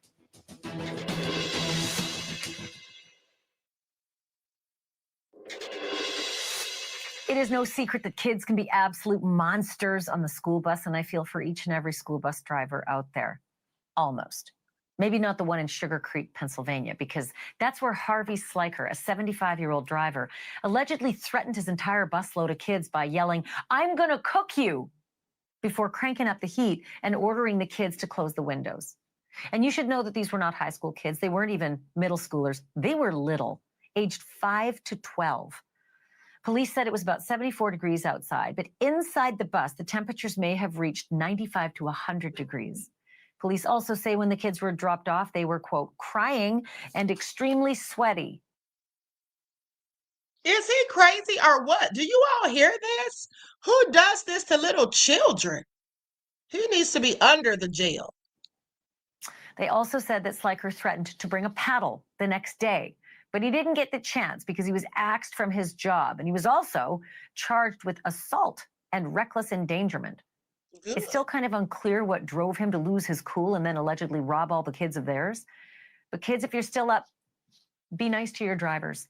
And drivers, just remember, hell on wheels is a tattoo. Okay, that is all crazy. What was he thinking? All right, what was he thinking? So this story with David and Celeste just gets more and more interesting. All right, it's just more and more interesting, and I'm just waiting to see when he's going to get arrested. I can't wait to see how this all turns out. But let's go to a couple of videos from some TikTokers with some information. See this right here, this how you know more than David is on the hook for this. Days after the LAPD raided that house he was staying at, the person who was renting the house tried to break the lease, and that person is David's manager. So he couldn't complete the mission of getting the homeowner to just break the lease quietly. The homeowner then came out and reported it. So that lets me know more than just the manager knew about what happened and was trying to distance David from it because of all the streams and stuff he was getting. So like I said, his representation, they finna look bad because they're about to dig up any and everybody who knew about this and any and everybody who actively participated in helping him trying to cover up this crime. So it's been looking like David is trying to get rid of so much evidence, making himself look so guilty. And we now have photographic evidence of what people think is the last time Celeste was seen alive. Plus, why David still, at this point, is not considered a suspect. Let's get into all of it. Internet sleuths have just put together that they think the last place Celeste was ever seen is David's house in the Hollywood Hills, and there's good reason for them to think that. So as we know, law enforcement got a warrant to search through his house and take anything they want. They took his laptop to look for evidence, and they took 2 bags full of evidence, checking for evidence of foul play. They checked for blood, and they even checked his drains. This home was being leased by not just David, but also his manager, and in a very suspicious move, just days after they conducted that search, David suddenly broke the $20,000 lease on this house. What's the rush to leave? If nothing bad happened there, why are you fleeing? And that really made people look into the history of how long he's lived there. And they found out that David initially signed that lease in January 2024, and Celeste ran away in February 2024 and was found just a month later at David's Hollywood Hills home. But the final time she ran away and was never found again was May 2024. So where else would we think she went besides that Hollywood Hills home? And what I think would be the smoking gun is that this house was equipped with security cameras everywhere, but the leasing manager said that only the resident can hand that over to police. So we're hoping David can hand that over the easy way, and we can see the last time that Tesla was leaving this house and then parked 4 blocks away with a dead body. Now, as ABC News reported, the body was found in that Tesla wearing a black tube top and a chunky yellow bracelet. And now fans have found what they think is the last time Celeste was seen alive at one of David's concerts scheduled on August 23rd, 2025. Now, as this video shows, Celeste was often seen sneaking around at David's shows with her hood up, trying to be discreet because she's underage. And the man she's with is David's brother for them to go watch the show somewhere. Now, in this video from this August 23rd concert, it looks like that's Celeste up there standing next to David's brother in the rafters like they normally would. And fans just think this looks a lot like Celeste's very identifiable face. And the saddest part, she's wearing a black tube top and a chunky yellow bracelet on that arm. You can see there's something chunky on her arm. And it's crazy because if that was on August 23rd, David had a 3-day break after that until his next show on August 26th, where he could do whatever he wanted. On his quest to delete more evidence, fans have noticed all of his minions, his chat moderators, are deleting any incriminating message on his Discord. Fans are convinced that this is photographic evidence of David paying people off to not reveal Celeste's age if they ever found out, and fans are now thinking that David would even pay off certain extended family members of Celeste who knew what he was doing. Like this suspicious text where Celeste posted on their Discord, my family's annoying me, and David said, don't worry, I'll handle it. Along with other Reddit users posting anecdotes that they knew he would pay off certain family members of hers. I can't verify those though. People think David still isn't a suspect because he's considered a flight risk. One, they think he's selling the house because he wants to flee and get all his finances in order before he does that, and if he was a suspect, he would do it a lot faster. So they're trying to pacify him while they build a massive case against him, so when they finally lay the charges on him, it's a done deal. While everybody's worried about David and why he not arrested, the police is trying to figure out if the parents of that little girl knew she was messing with a man who was 18.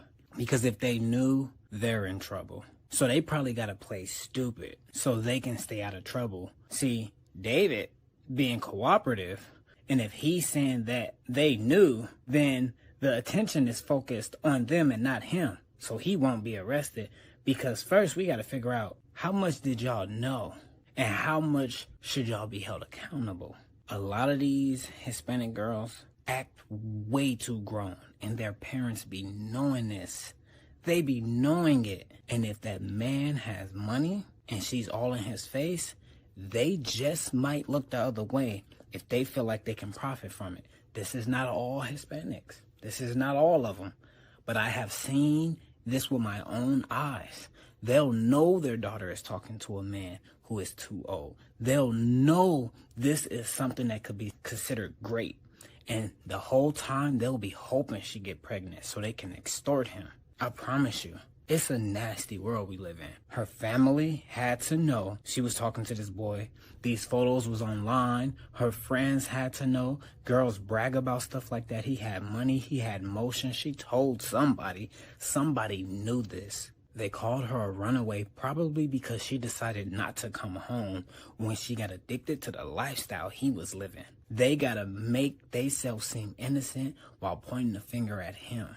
Now, I'm not saying he shouldn't be held accountable. All I'm saying is everyone should be held accountable. This is what happens when your black child don't grow up around his own people. They get weird as fuck because ain't nobody there to tell him, what is you doing? Why is you fucking with that little girl? Boy, get your goofy ass from doing, like, you know how we is. Like, come stop playing.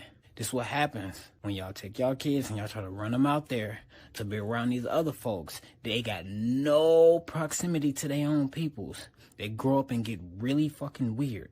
I don't care if they get successful. They still be odd. I don't care how great and amazing they are. They still get caught up in bullshit like this because they don't understand what they up against in the world.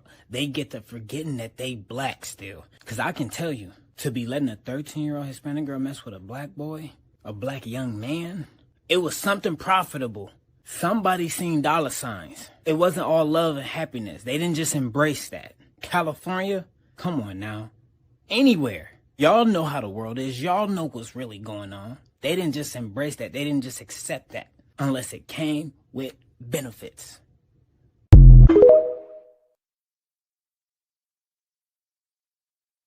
Okay, I have to agree with him, honey. I have to agree with him.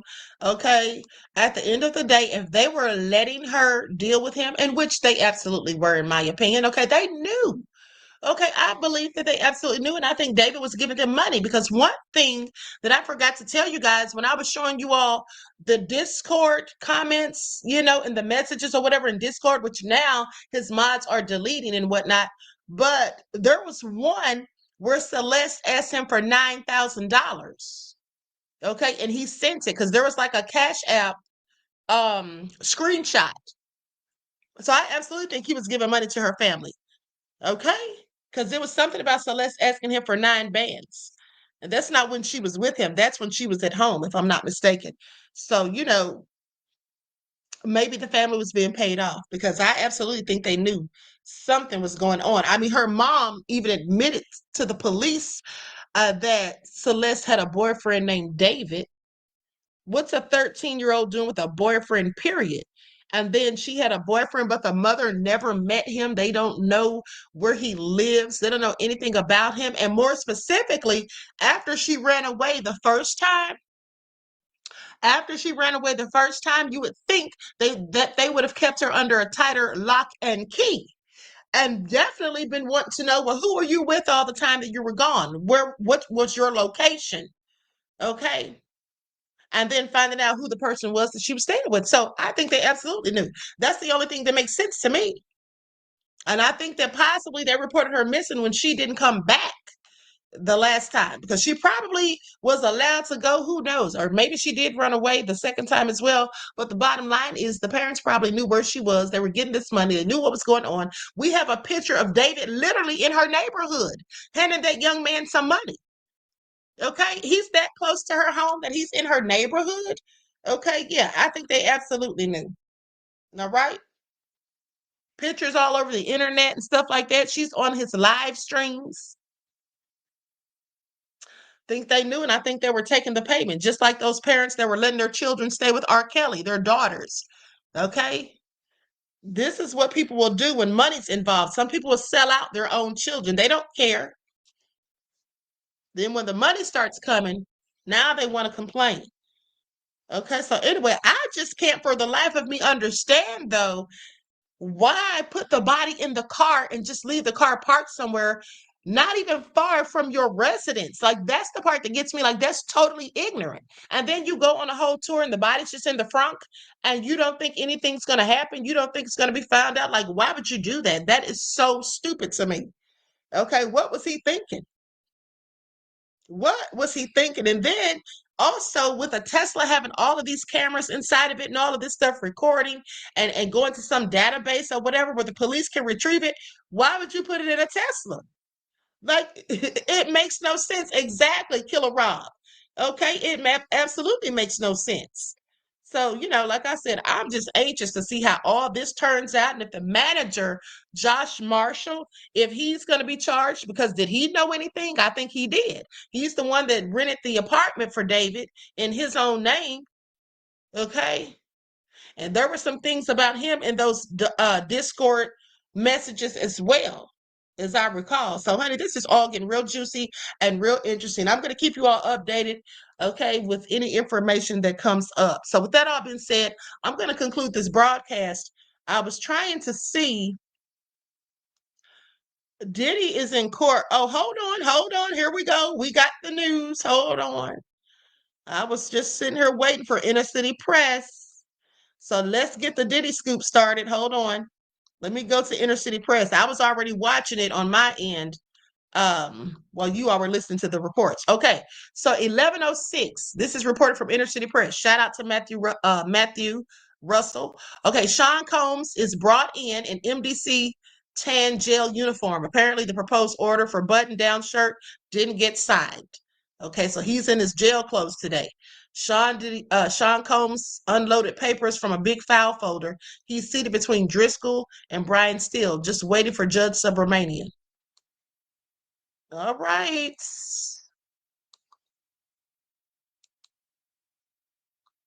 All right, let's see what's going on here. Greta said Diddy is going to get more time than he expects, for real, for real. I don't think that it'll be more than he expects. I think he may expect to get a lot of time. That's why they're trying to get these convictions overturned and get a new trial. If he thought he wasn't getting a lot of time, I doubt very seriously he'd be going through any of this. Okay, thank you, Nicole, for your contribution to the channel, beloved. I appreciate you. Peace, love, and blessings.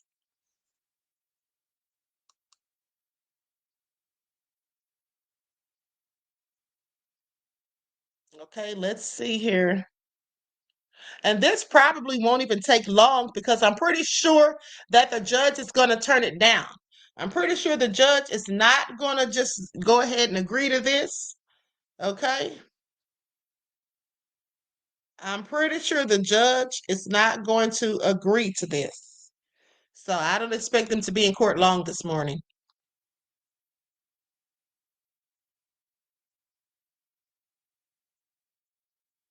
Judge needs to hurry up, though.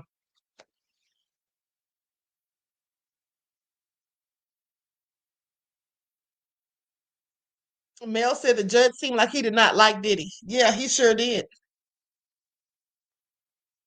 Mm-hmm. He sure did.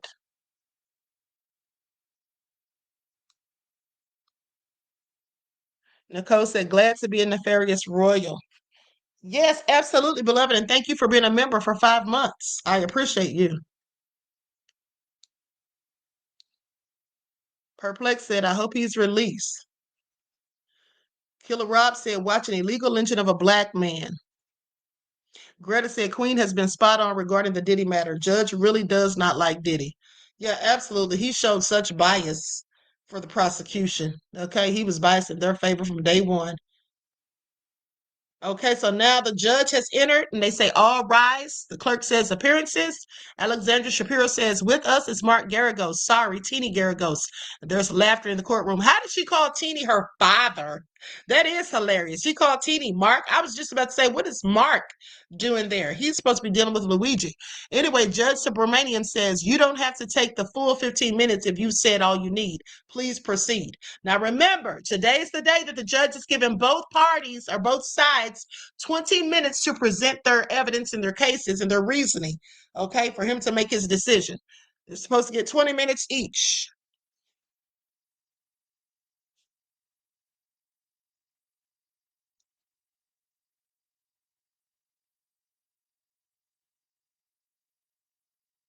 All right. So we'll just wait for another update. Likes up, everyone. Please don't forget to like and share. Thank you in advance. And while we're waiting for another update, let's put on some jazz. Why don't we?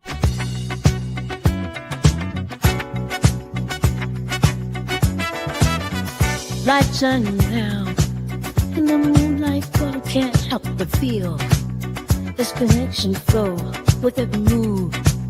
Go along the floor where you smile. Makes me want more.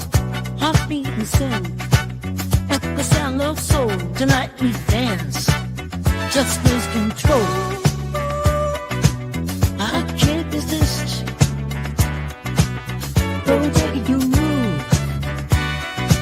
It's doing this. Your power is raging on. Like the stars above, this night is ours. Wrapped in our love, the madness flame. Our melody sweet, can't help but feel the rhythm in my feet, even like that. Like the river spin, on those to dance, where we both been. You got that groove.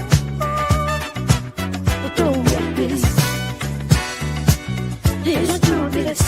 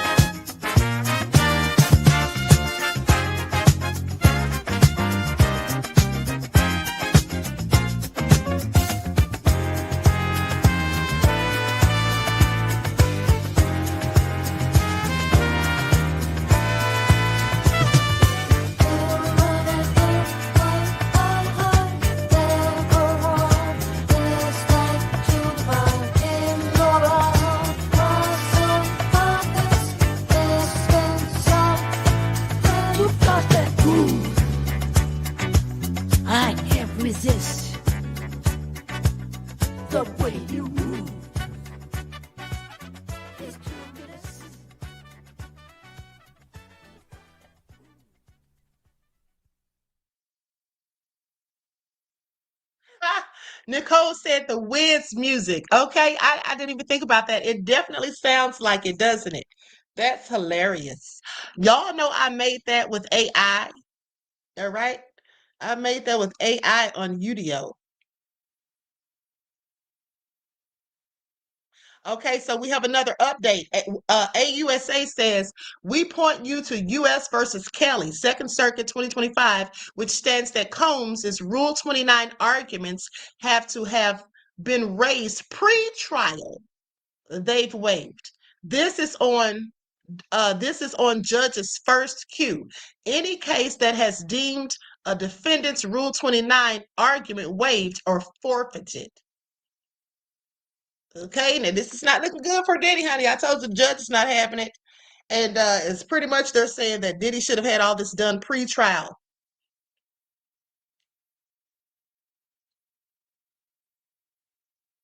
We're going to see how it all turns out.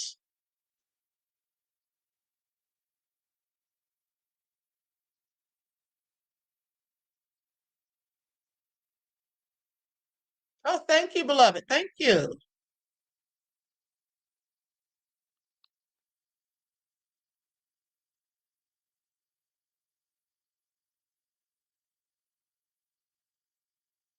Queen, they're taking all these cases out on Diddy.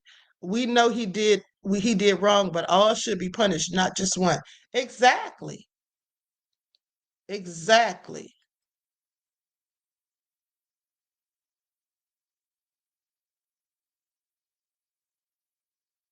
Okay, so let's play another song while we're waiting for another update. This is my ode to Diddy. I'll play that. We haven't heard this in a while. Matter of fact, I haven't played this since before the trial. It's me now.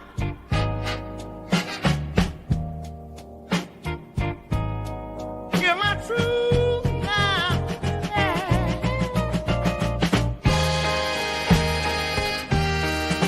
I'm here to speak and make it clear. I'm sorry, y'all, for all I've done, but I'm not the only one. In a dark place, I told some lies.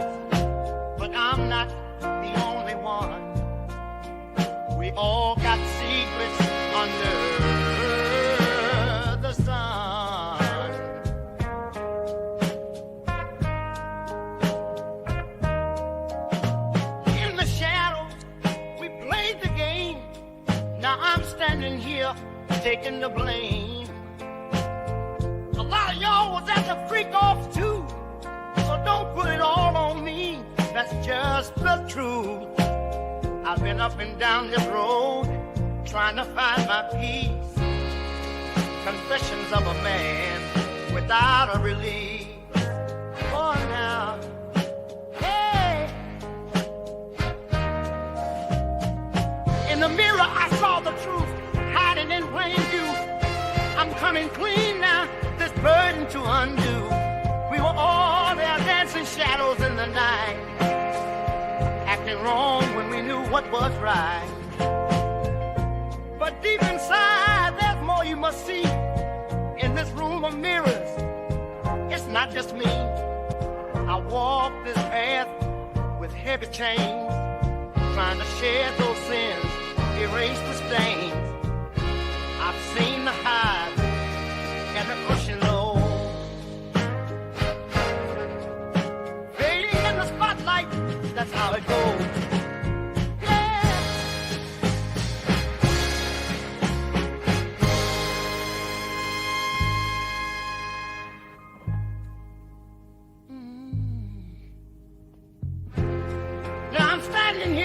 Hard on my sleeve, trying to clear the air, let the demons relieve.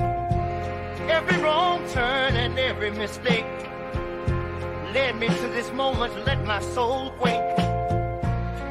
Plays a part in the shadows deep, lost in the game. It's promises to keep.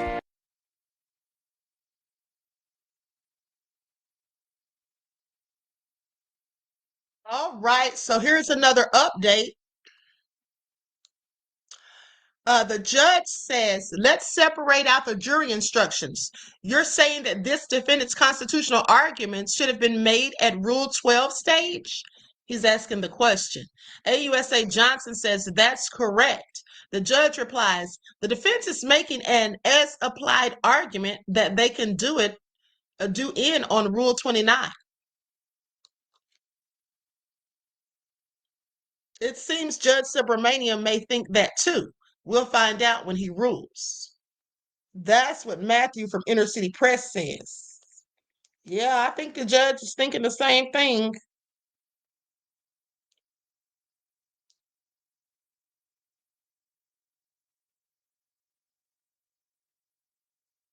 I think the judge is thinking the same thing.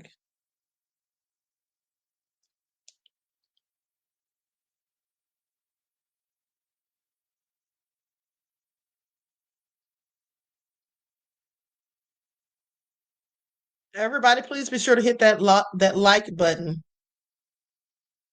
It's Bree to use laughing at the song. Okay.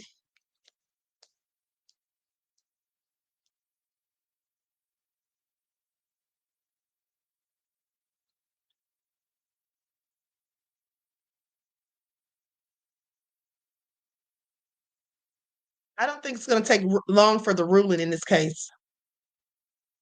The judge is clearly not having it.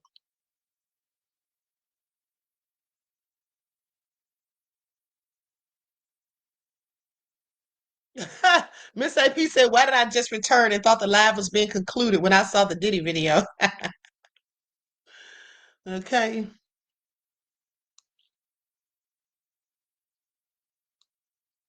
Nicole said Trump got charges longer than the state of Texas. All right. And he ain't spent one day in jail. That's why his roof gone and he got to wear a toupee. Not his roof.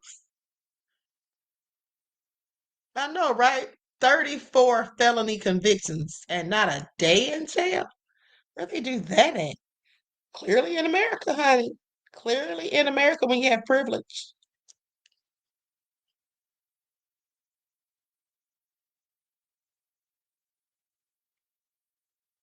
I wonder what Trump is thinking about that shooting at the ICE facility. I wonder what he's thinking about doing about that.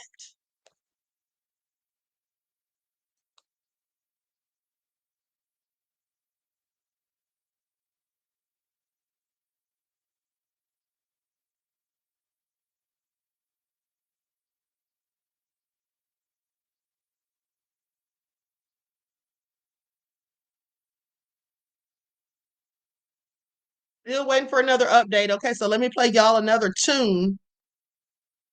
Let me play y'all another tune real quick.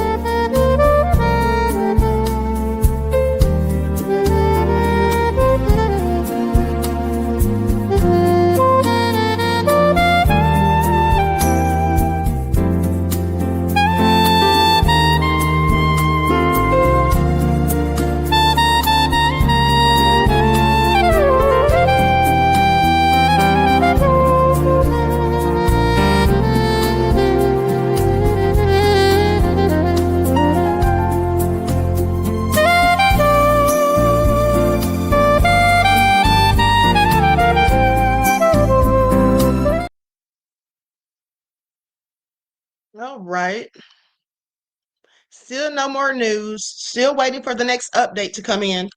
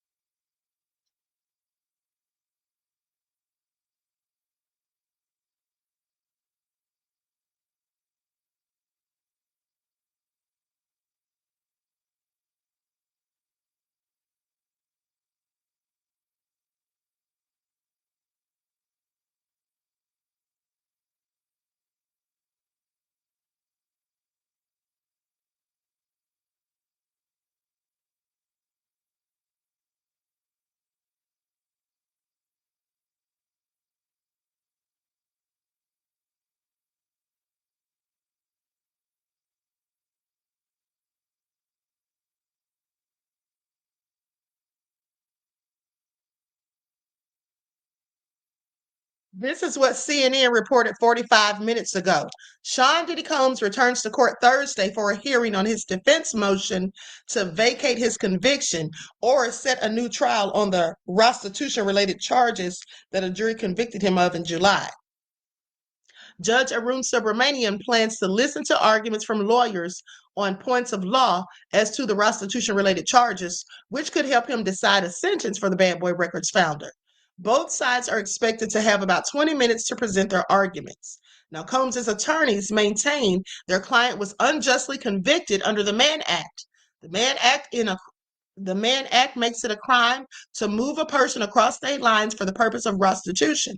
Now, in filings after Combs' verdict, his attorneys argued that had he only been charged with the 2 counts of transportation to engage in restitution, his trial would have been entirely different, with less evidence of violence presented to the jury. So, what are they exactly getting at? Okay, what exactly are they getting at? They say with less violence presented to the jury. They say the jury acquitted him on more serious charges of racketeering, conspiracy, and ass trafficking that could have led to a life sentence. Combs is currently scheduled to be sentenced on October the 3rd. He's been jailed since his arrest last September. His lawyers have also argued in court papers submitted this week that he should be sentenced to no more than 14 months in prison with credit for good behavior. He'd be released almost immediately. Prosecutors have suggested that they believe he should spend at least several more years behind bars, although they haven't submitted their sentencing recommendations to the judge as of yet. Now, the judge has refused to grant bail twice since the jury reached its verdict, citing Combs' history of violence. Prosecutors said that he arranged for paid sexual encounters between male S workers and his girlfriends, some of whom testified about being beaten, kicked, and choked. All right. Still holding out for another update.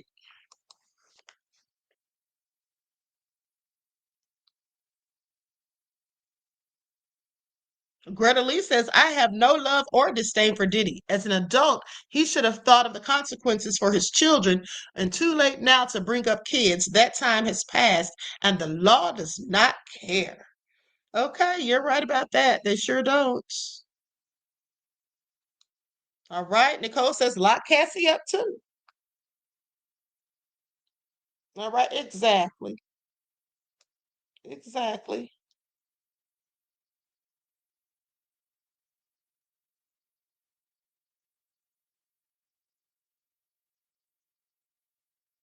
Okay, still no updates. Claudette said, I wonder if the judge wants to break him all the way down. Possibly.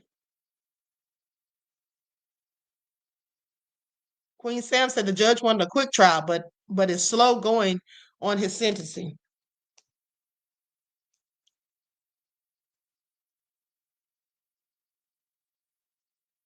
Mm-hmm.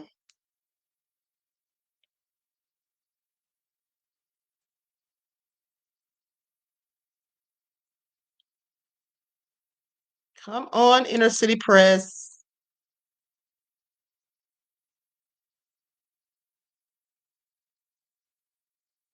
You refresh the page.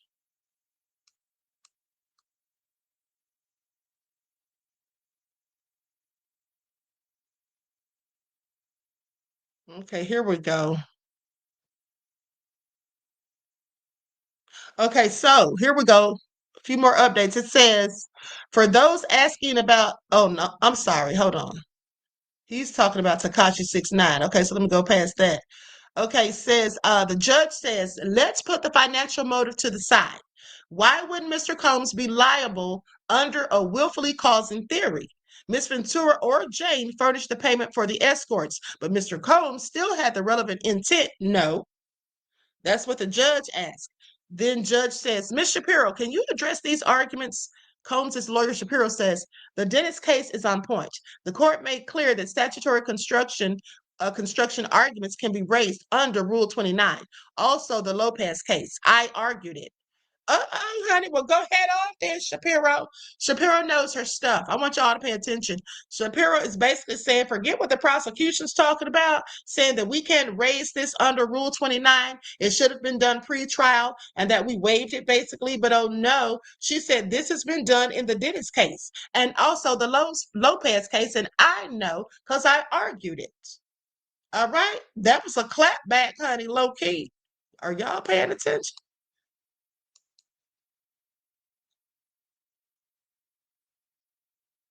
Are y'all paying attention?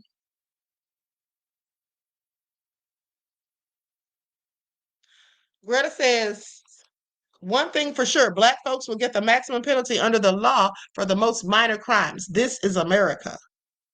Okay. Troy, what are you talking about? Your shadow ban from me. You're in the chat, beloved. We see you. Are you not getting the notifications?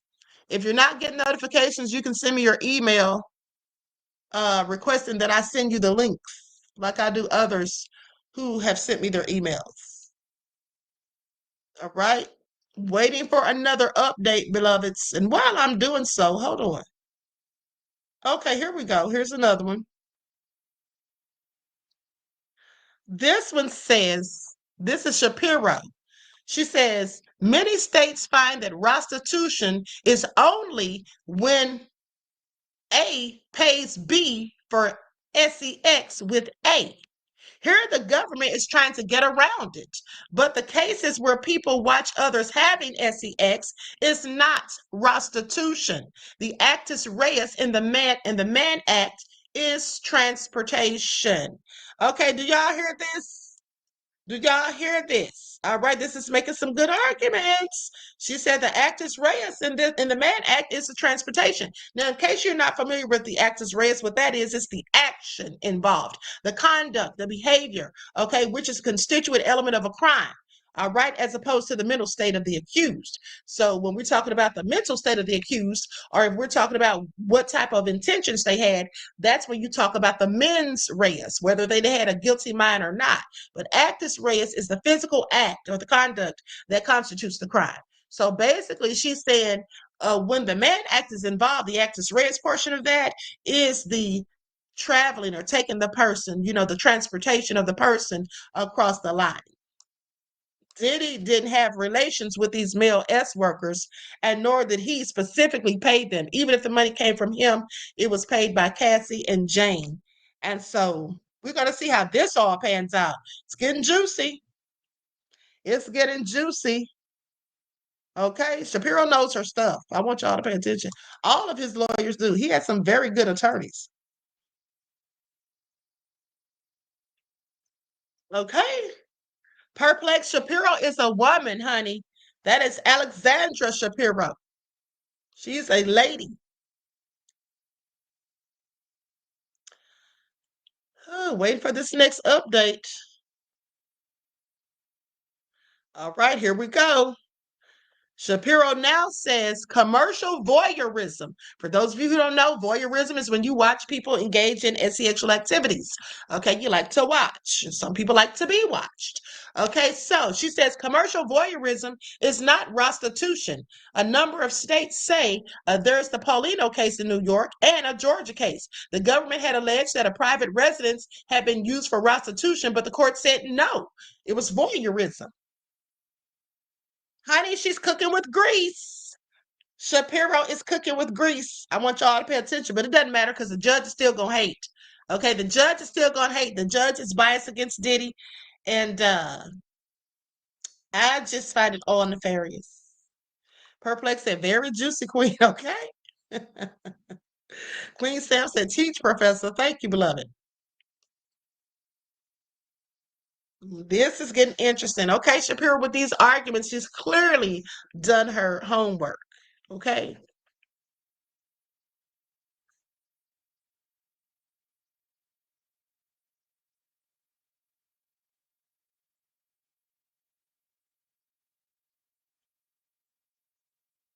Let me see if there's any other updates from any other media outlets.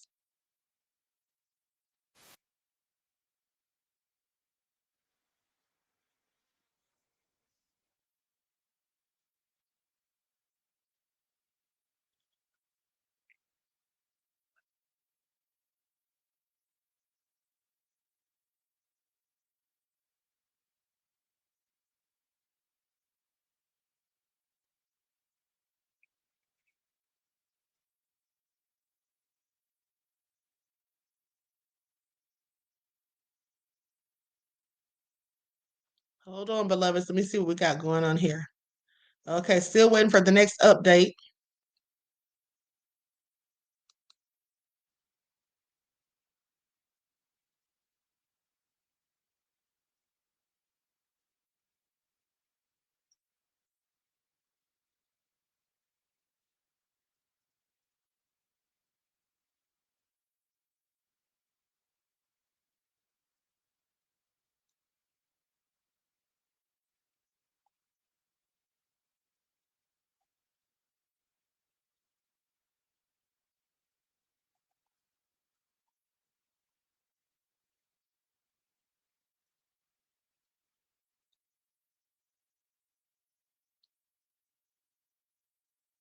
All right, still waiting.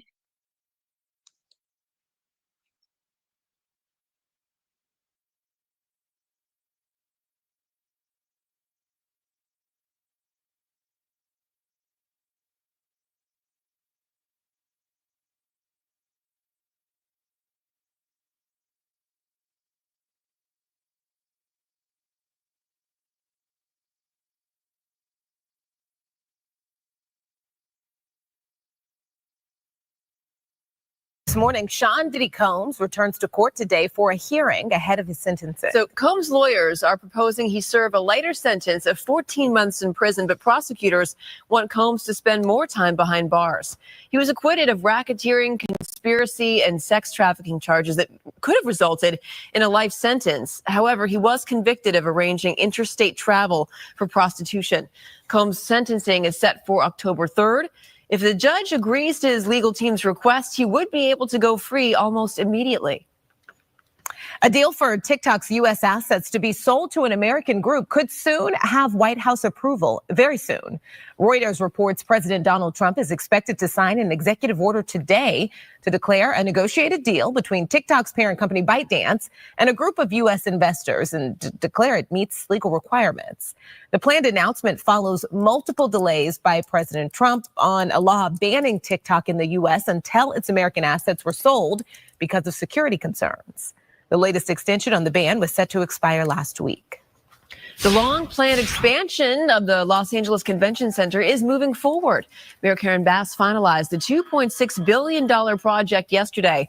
It's designed to bring thousands of jobs and revitalize downtown as the city prepares for the 2028 Olympic Games. The expansion will add more than 300,000 square feet of new space, including exhibit halls and meeting rooms. Construction is expected to begin in October with the deadline to be Olympic ready by March 2028. This is not just a building. It is an economic engine for small businesses, workers, and residents. And this project is a linchpin that can jumpstart our community's economy and recovery. Supporters say the project will create nearly 9,000 union jobs and generate billions in local business revenue. But critics warn the city is taking on decades of debt to pay for it. All right, Cardi B is headed to Long Beach today for a meet and greet with her fans. Her meet and greets have been funny. Yeah. The photos have been hilarious. She is great, yeah. It's happening at 2 this afternoon at Fingerprints Music on Atlantic Avenue. The meet and greet is to promote Cardi B's new album, Am I the Drama?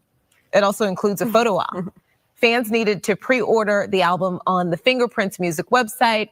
You can still buy the album there, but the event is sold out. Ooh, stuffed up again? So congested. You need Sinex Saline from Vicks. Just Sinex? Breathe. What is... Wow. Sinex? Breathe. Ah. This morning, as he awaits sentencing, Sean Diddy Combs is trying to get his conviction on federal prostitution-related charges thrown out. His family and supporters celebrated in July when Combs was acquitted of sex trafficking and racketeering conspiracy. He was convicted of 2 lesser counts of transportation for the purposes of prostitution for paying male escorts to participate in choreographed sex performances called freak-offs with girlfriends like Cassie Ventura. His attorneys say the charge did not apply because Combs was a voyeur, not a pimp, arguing that he typically hired the services of male escorts or dancers advertised openly through lawful businesses, that the men were paid for their time, and that they enjoyed the activities and had friendships with Ms. Ventura. Federal prosecutors say that doesn't matter because Combs transported the escorts, paid them, and directed the sexual activity. For the judge to set aside this conviction or order a new trial, the bar is extremely hard because the judge has to look at the evidence presented at trial and find that there was no way a jury could have reasonably found a conviction. Assuming the conviction here stands, Combs is going to be sentenced on October 3rd. That's when prosecutors are going to request that he serve at least several years in prison. Defense attorneys cast him as a reformed domestic abuser who deserves no more than time served, saying anything less, guys, would be a perversion of justice. Guys? We will see what happens, Aaron. Thank you. All right, so here is another update. Let's get into it. Likes up, everyone. Please don't forget to like and share. Thank you in advance.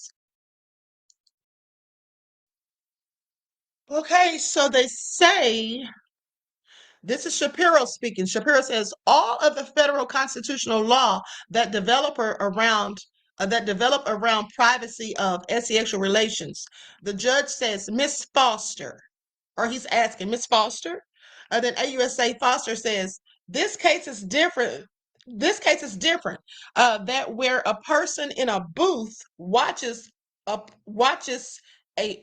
people have sex. Combs is challenging the term prostitution. This is what they're doing because they're saying it wasn't prostitution, it was voyeurism, and you really don't have a law for that.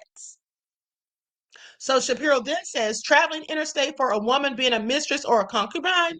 Okay, the judge says the Cleveland case said polygamy met the immoral purposes test. Shapiro says, respectfully, I disagree. There was a late 19th century case about immigration. Honey, they're pulling out all the stops. Now the judge is bringing up immoral. Okay, first of all, judge, please sit down somewhere because here's the thing. When the Mann Act came about in the early 1900s, yes, it was about immoral sex acts. We're in a whole nother day and age in 2025. Okay, are the standards still the same? Okay, and then he says the Cleveland case said polygamy met the immoral purposes test because they're trying to say that's immoral. Oh, okay, basically that even if it wasn't prostitution, it was still something that was immoral. And Shapiro is not agreeing to that. All right, it's getting juicy, like I said. Now, while we're waiting for another update from this, let me show you all this video that I meant to show you all when I was talking about David. Okay, let me just share this because as I told you all, the person they had at the concert that they thought was possibly Celeste, and then they said, well, you know, the manager or somebody said that it wasn't. And I told you all how she was standing with her legs crossed. She also had on a black tube top like Celeste wore. One of the when she was last seen. Okay, when her body was found, as a matter of fact. So pay attention to this video. So these are photos of Celeste, and you see her standing, and you see how her legs are. Her legs are like this in this photo as well. And then her legs are also like this. There is a video recently of a child standing next to allegedly David's brother at David's concert in Silver Springs that was held on August 24th of this year. Right there, they're showing, like, let me see if my finger does it. That's Celeste. Do you see her legs? So for anyone who's like, oh, how do we know it's really her? That's really her, bro. Because that's what she does with her legs. So then that tells us from August 24th to September 8th, I believe that's when she was found. That's when she must have died. Intuitively, I got September 2nd. I believe she died from alcohol poisoning. I believe the alcohol poisoning wasn't intentional. I'm also getting that David is the one who dismembered her because he was not only obsessed with her, but was also obsessed with knives. And what I'm picking up is that soon what's going to come out in the news or will be found is a phone call, like a leak of a phone call that is talking about her being dismembered.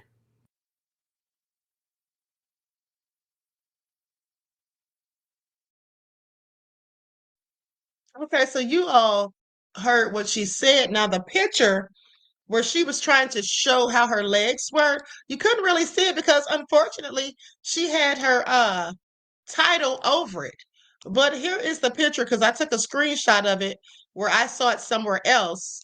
And it looks like the legs are in the same position. So I'm saying that doesn't mean it is Celeste, but it could be, as far as I'm concerned. Same black tube top that she had on when her body was found. And then as you can see, her legs look like almost the same position. So that's just a tidbit of information. Although we can't substantiate whether or not that was her or not. Okay. We can't say whether for sure that was her or not. All right, still waiting for another update.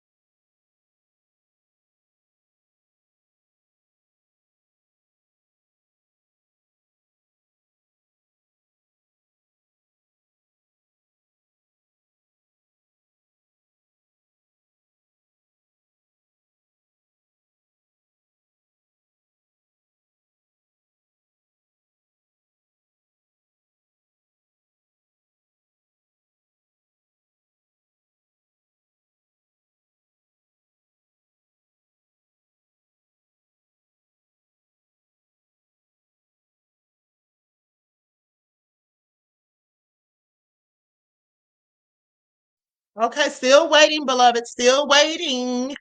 Okay, hopefully this doesn't take long. What are y'all doing talking about me in this chat? We're the people talking about, yeah, the queen will get you fired. How am I getting anybody fired? Y'all need to sit down. If y'all are at work, y'all know y'all are not supposed to be listening to this. Okay, you have to do it discreetly. Hope you got your earphones in. RK said, Queen, I wish you please go take a lunch break so I can get some type of work done today before the small heads fire me. I wish they would all. And then somebody, I wish they would. All the things I know. What exactly do you know, beloved?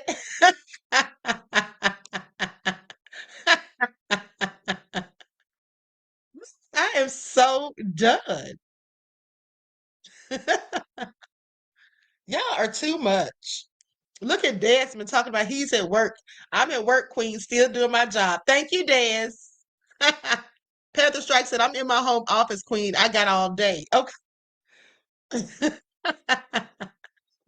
Not saying before the small hats fire me. I wish they would. All the things I know. Honey, now I want to know what you know. Okay.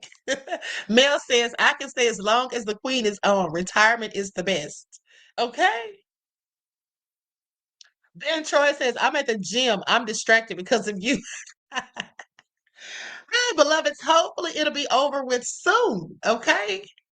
I need to get me something to eat. Okay, I'm still waiting on that next update. Now, what I will do is I want to show you all this video that they made for Ramika.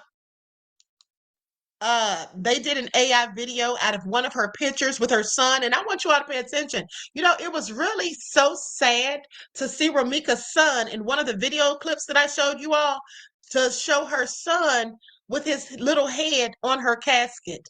Wasn't that so heartbreaking? And he said, I really miss my mom. That is so heartbreaking. That his mom is gone forever. That is just so sad and heartbreaking and low down of Holly. I hope she really goes to prison. Okay, I really hope she gets what she's got coming to her. Her and Carlos. But they made this video out of her picture with AI. And so I think I'm gonna play that while we're waiting. While we're waiting, waiting for the next update. Let me check real quick again. Yeah, we're still waiting. Still waiting.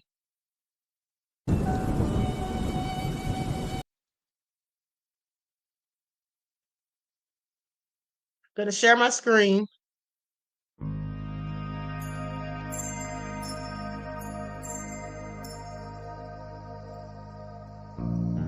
And I removed the music from this so I don't get any copyright issues.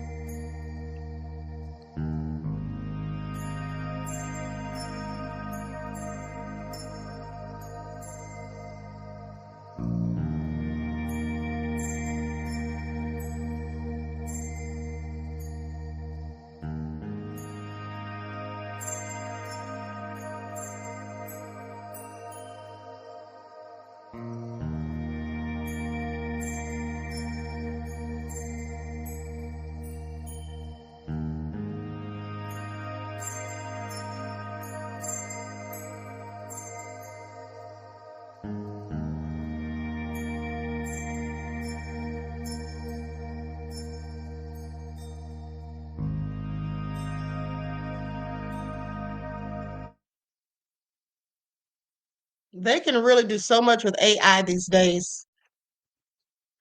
Okay, still waiting. Let me refresh the screen and see if anything has come up.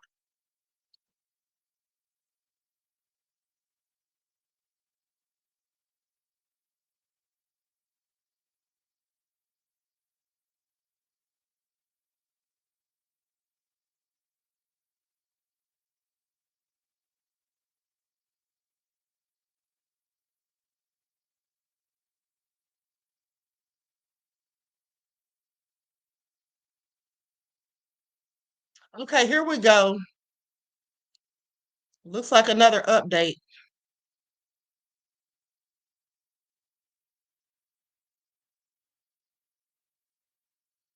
Okay, so let's get into it. Okay, so AUSA says, in the other case cited, the producer said when they were transported, we'll be filming a movie. Here he only intended the individuals to engage in prostitution. Okay, the defendant here was not an amateur corn producer. Okay, that's what the feds say. Then AUSA Slavic says, in O'Brien, the protected symbolic speech was the burning of draft cards. Here, transportation is not symbolic speech. The judge says, if a movie producer is making a pornographic film, are you saying the First Amendment is not implicated? AUSA says, a closer call. So basically, they're talking about cases where the person was recording stuff like they're making a movie or whatever. And they're basically, I guess they're trying to say that's what Diddy was doing. Because remember, he really was doing that. He was sitting there, Mel said, I'm feeling like we're back at his trial. I know, right? That's exactly how it feels. But so they're saying that that's basically what Diddy was doing. He was acting as a corn producer because he was sitting there recording all of this while they were having relations. Okay. Nicole said, Judge Arun reminds me of my third grade teacher that loved to punish people. Okay. All right. So let's see what else is coming up.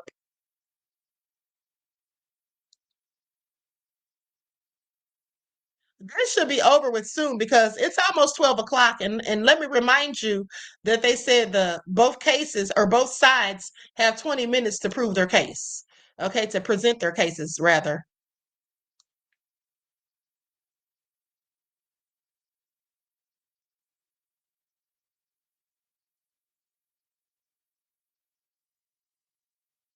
She said Diddy is not an amateur corn producer. Okay.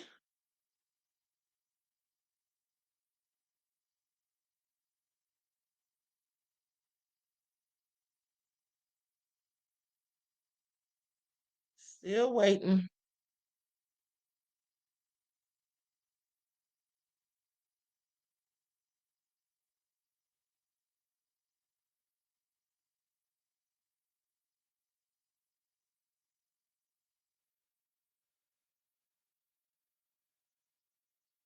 Okay, so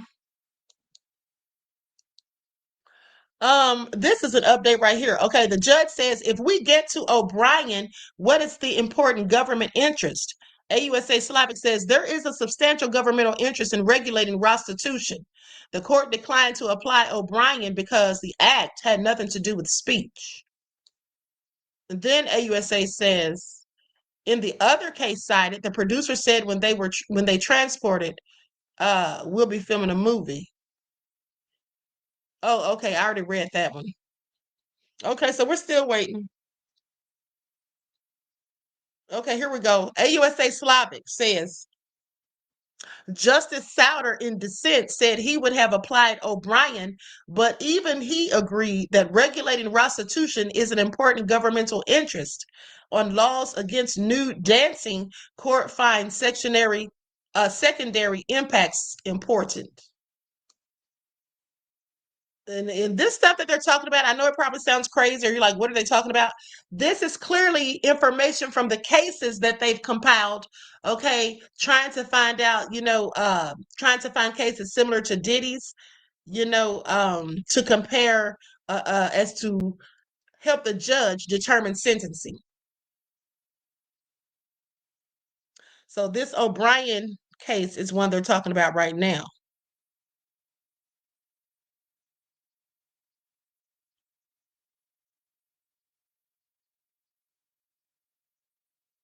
Okay.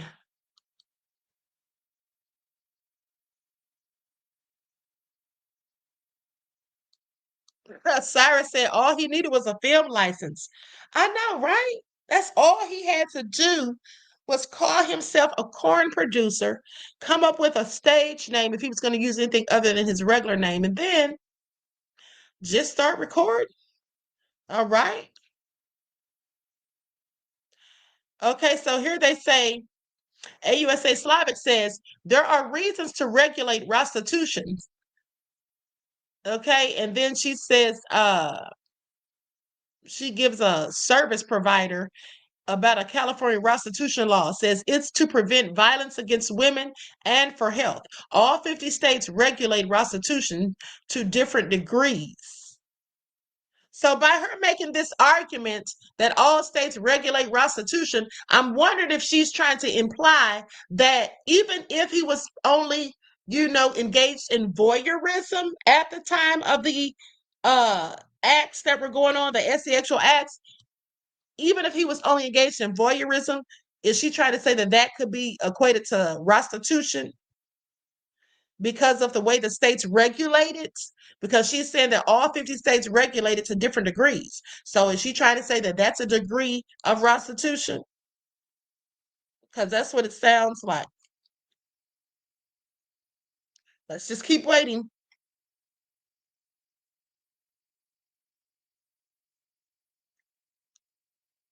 You all are so nefarious. Look at Just Anticipate being messy. Talking about Diddy Love Productions. Take that. That is absolutely genius. Okay, that would be perfect for the name of his corn production agency. All right, Diddy Love Productions. Take that. I love it. Absolutely nefarious. Panther Strike said he didn't pay to watch. Ooh, you all are messy.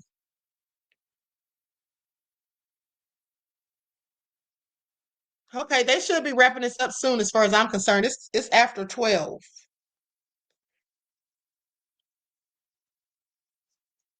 It's after 12.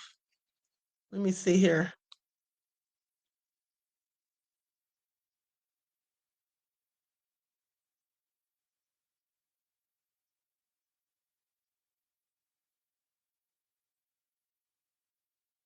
Okay, still nothing new.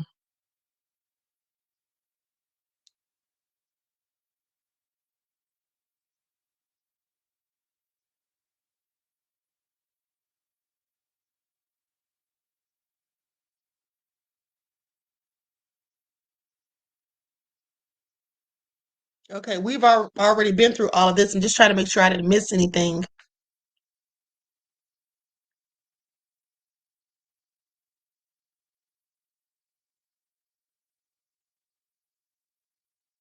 Somebody said free Diddy, and somebody else says Diddy coming home. Judge Subramanian probably said not so fast. Okay, Miss AP said things they should have thought about beforehand. All right. RK said, speaking of Cassie, has anybody checked up on her? Because I know her husband is still mad. Okay, I know he is still mad too, honey, especially after some of those S workers, 2 of them at least, came out and filed those lawsuits, honey, asking for $10 million.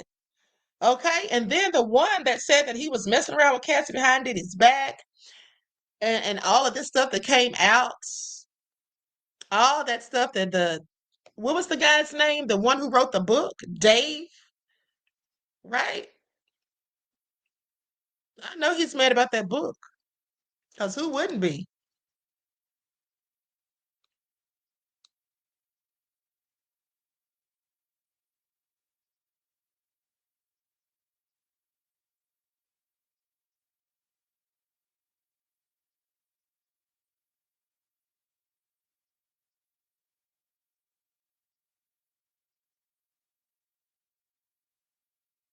Okay, so here's the next one. It says, AUSA Slavic says, the federal interest kicks in for transportation interstate or internationally.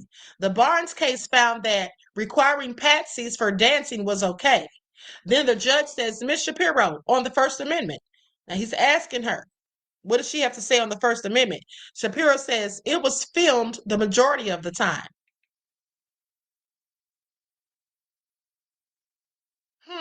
What is going on here? The judge is asking about the First Amendment, and Shapiro says it was filmed a majority of the time.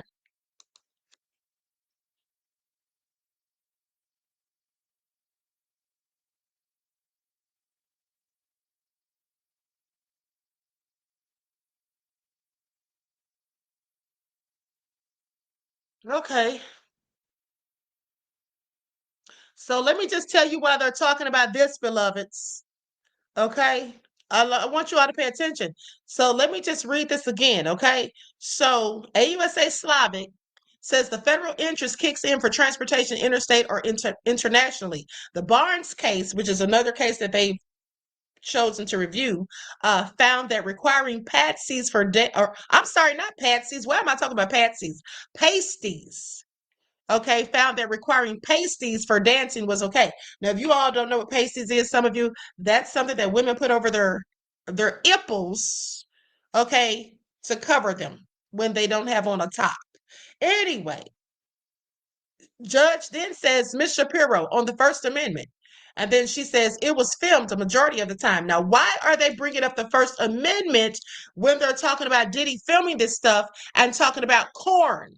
Why are they bringing up the First Amendment? Well, I'm so glad you asked. You see, the First Amendment generally protects pornography as a form of protected speech, okay? But not if it is deemed obscene or involves anything pertaining to people that are not of age, okay? Because obscene material is basically defined as a three-part test. That is the Miller test, and then they may be banned, okay? So while the private possession of obscene materials in the home is protected, the government can regulate the distribution of said unprotected content and restrict minors' access to pornography, okay? Through zoning or age verification, things like that.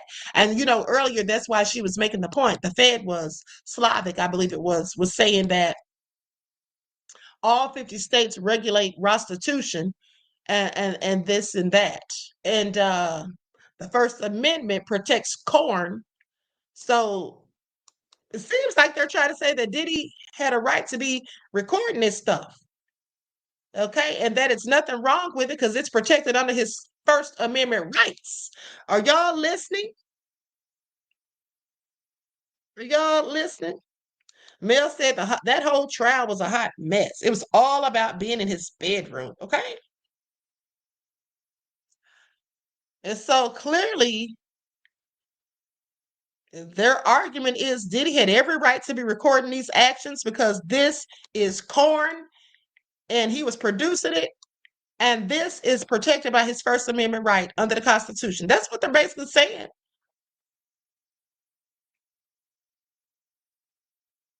So now here's the next update. Shapiro says just because the footage wasn't found doesn't matter.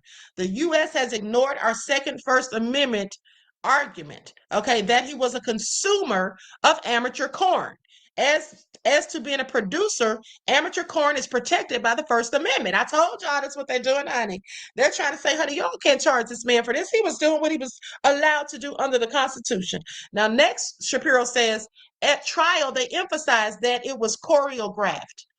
They did say that. Now, oh, she's smart, honey. I want y'all to pay attention. She's pulling up all the stops. She said at the trial, they emphasized it was choreographed. They did. Okay, they did.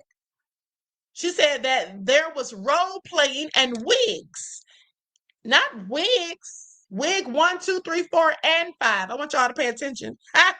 It was filmed, so covered by the First Amendment. Okay, but Mr. Combs also had a right as a consumer of amateur corn. See Free Speech Coalition versus Paxton. Honey, when I tell you they are getting down with the get down, do y'all hear any of this? Do y'all hear this? Honey, they are making their argument. Go ahead on, Shapiro.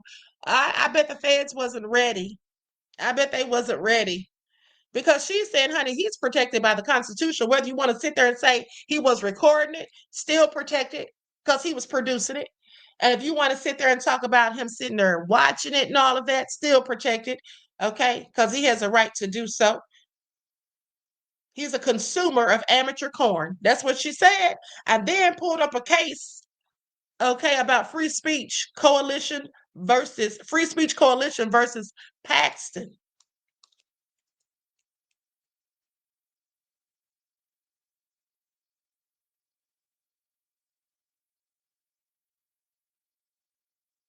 This is getting juicy.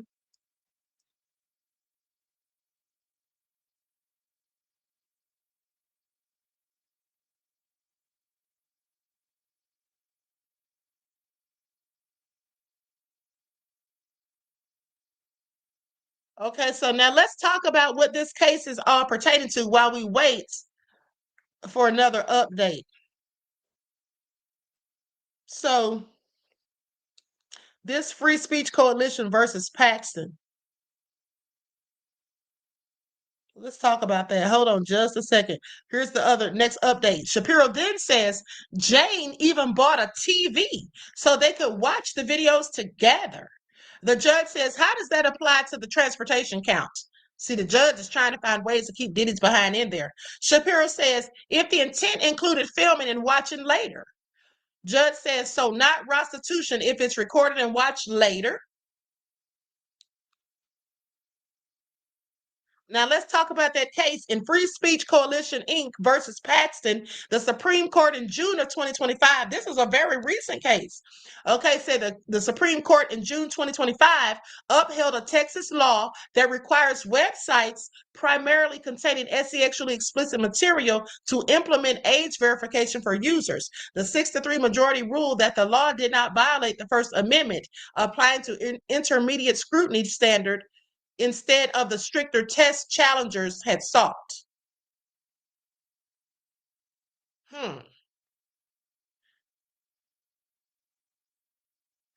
Okay, so Free Speech Coalition, a trade association for the adult entertainment industry, sued Texas Attorney General Ken Paxton. They argued the law impermissibly burdened adults access to constitutionally protected speech and would deter lawful speech due to privacy concerns and the hassle of providing identification. Now, the lower court rulings, a federal district court initially blocked the law, applying a strict scrutiny standard. The U.S. Court of Appeals of the Fifth Circuit reversed that decision regarding age verification, applying a more lenient rational basis standard. And then the Supreme Court heard the case to decide the appropriate level of constitutional review. Let me see if there's any more updates, honey. This is all getting juicy. They're trying to get this stuff thrown out. They're saying all of this stuff basically is protected speech. You know, Amy's talking about Larry Flynt versus the United States. Absolutely. Okay, that's what this is reminding me of. Okay, the United States versus Larry Flynt. If you all don't know who Larry Flynt is, Larry Flynt was the founder of Hustler magazine. Okay, Hustler magazine, where they showed corn images and all of that, and they took him to court to try to stop him from being able to produce those images and things, and he sued them and won. All right.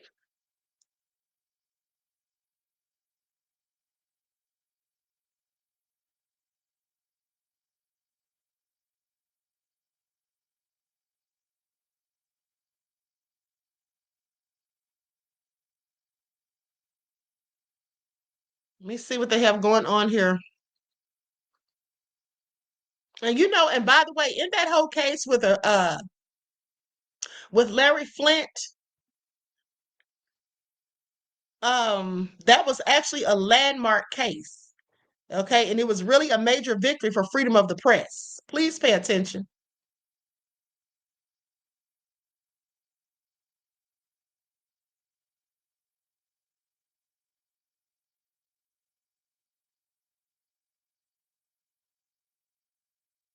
Let me see here what they have going on.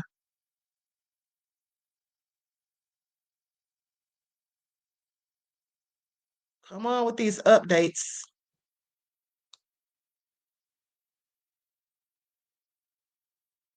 Okay, so then Shapiro says, you wouldn't have to find this. This is a unique case.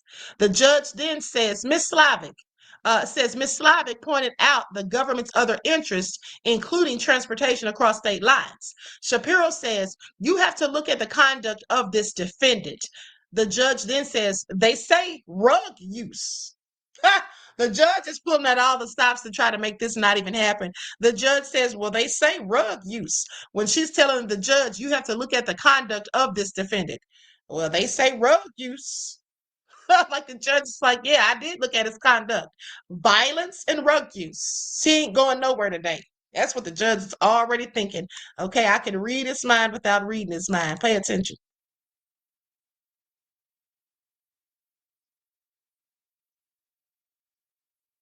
And also in that case with Larry Flint, that has something to do with televangelist Jerry Falwell.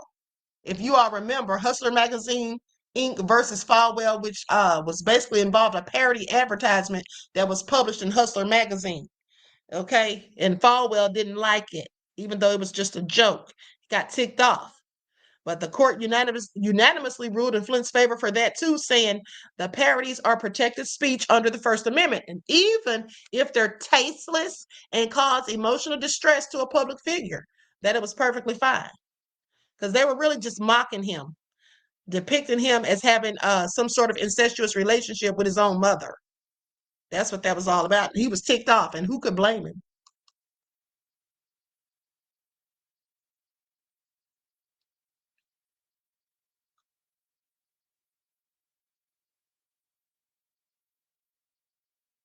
Okay, so next they say the only rug charge here was in the RICO charge, of which Mr. Combs was acquitted.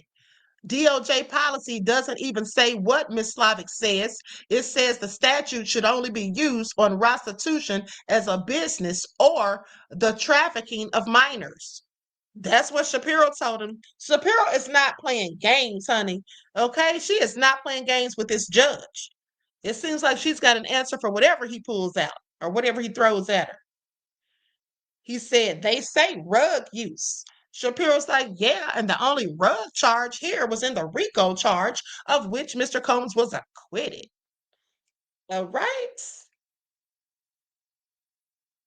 DOJ policy doesn't even say what Ms. Slavic says. Oh, okay. See, now they got him. They got him. Now, if the judge is being fair, okay, if the judge is being fair, which I don't think he is, Leon said that judge reaching for the white card. Okay, he's not thrilled about any of this. And she just made a very valid point. Shapiro did. She said the DOJ policy doesn't even say what Ms. Slavic is saying. Like Ms. Slavic is just pulling this out of her butt. Where is this coming from? Because that's not even the DOJ policy. It says the statute should only be used on prostitution as a business or for the trafficking of minors.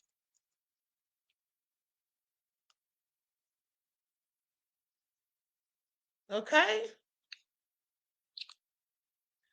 Oh, honey. We'll see how this all turns out. Reppin' Magazine said love films.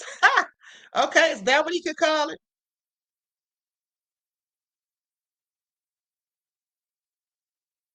Troy Parker says your content is remarkable. Thank you, beloved. I appreciate you. Shapiro's not playing games, you all.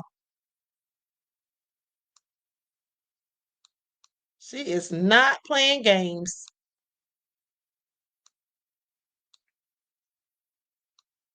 Is anybody else going to speak other than her? She's probably covering this whole thing today.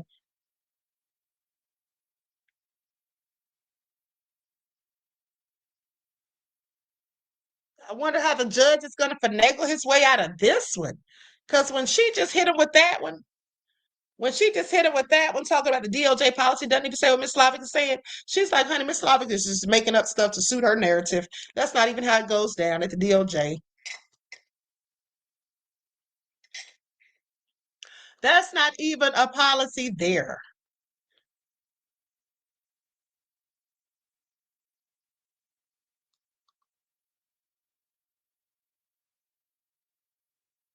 Okay, Kane said them lawyers are the truth. I mean, he definitely has the best of the best as far as attorneys are concerned. That is a fact. Nicole says, just give Diddy a few days in rehab. Geesh, go after the rest of them now. Cassie probably leading the freak off now while y'all keeping digging on this case. Okay, we got other freaks to catch. No, we got other freaks to catch. Nicole, you know you were wrong for that. It's so nefarious.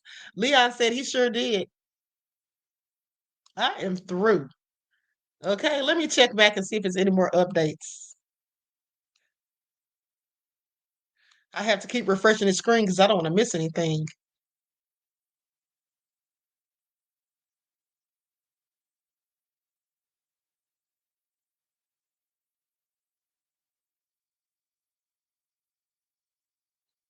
Still waiting. All right, let's listen to some music while we wait. Let me just put up another video for you all. Just put up another video for you all. Let me see here.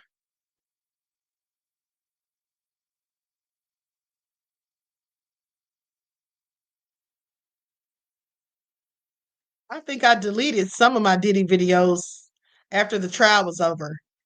I sure did. I deleted some of my darn Diddy videos. I was gonna play some for you all.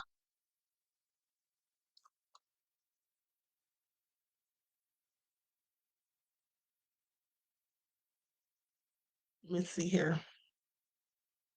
All right, still waiting for the next update.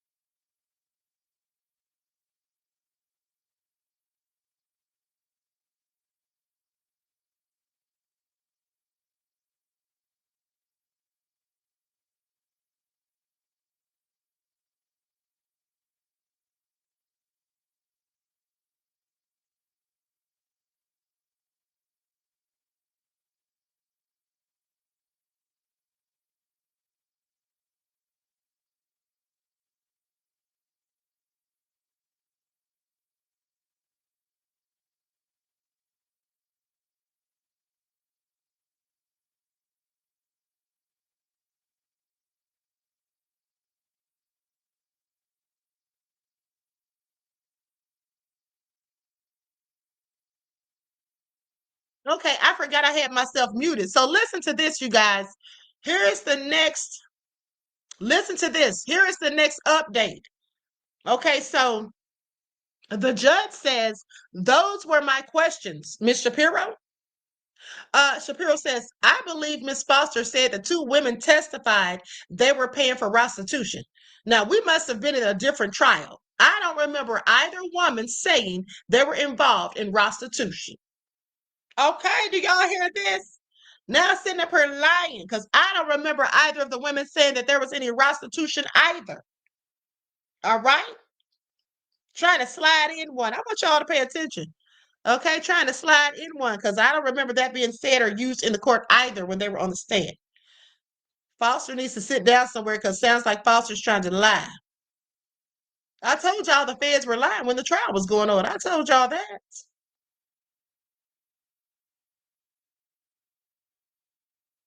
Now she's trying to say that they said they were involved in prostitution, that they paid for prostitution. That's what she said.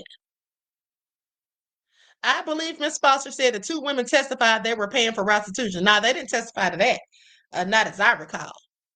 They did say that for the freak-offs, that they were paying for the freak-offs. That's what they called it. Didn't say anything about prostitution, ma'am. Okay, that's what they didn't say. And why is it important? Because prostitution and the freak-off is two different things. And the prostitution is what he's convicted of. Okay, and that's what they're trying to get overturned by saying that it wasn't prostitution that he's guilty of. That's not what he was doing. Okay, so now they say, let me ask you, a businessman. Let me ask you, this is what the judge says. A businessman takes one of his clients to a brothel and pays a prostitute to have sex with his client. That's not prostitution. Shapiro says, is he a voyeur as well? Then Shapiro says the Mann Act has racist origins. Even 100 years ago, the statute was being criticized by many Supreme Court justices. Many juries refused to enforce it. This statute is embarrassing to the U.S. I submit respectfully. Okay, that's how Shapiro answered him, honey, because the judge, I'm telling you, it is so obvious from the judge's statements that he wants to keep Diddy in jail. Talk about, let me ask you, a businessman takes one of his clients to a brothel and pays a prostitute to have sex with his client. That's not prostitution. Well, it is prostitution. But at the end of the day, the businessman paid for it, not the client. So now what? Who's guilty? Is the businessman guilty because he's the one that paid for it? Or is the client guilty because they're the one that had the relations with the prostitute? Or both? Okay, that's the question.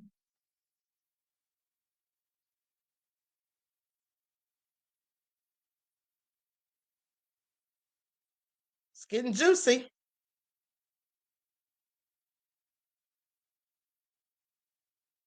Greta says, Mann Act only used on blacks and the judge going to do all he can to twist the law to give Diddy the maximum sentence. Oh, yeah, definitely. He wants to give Diddy football numbers. Please pay attention.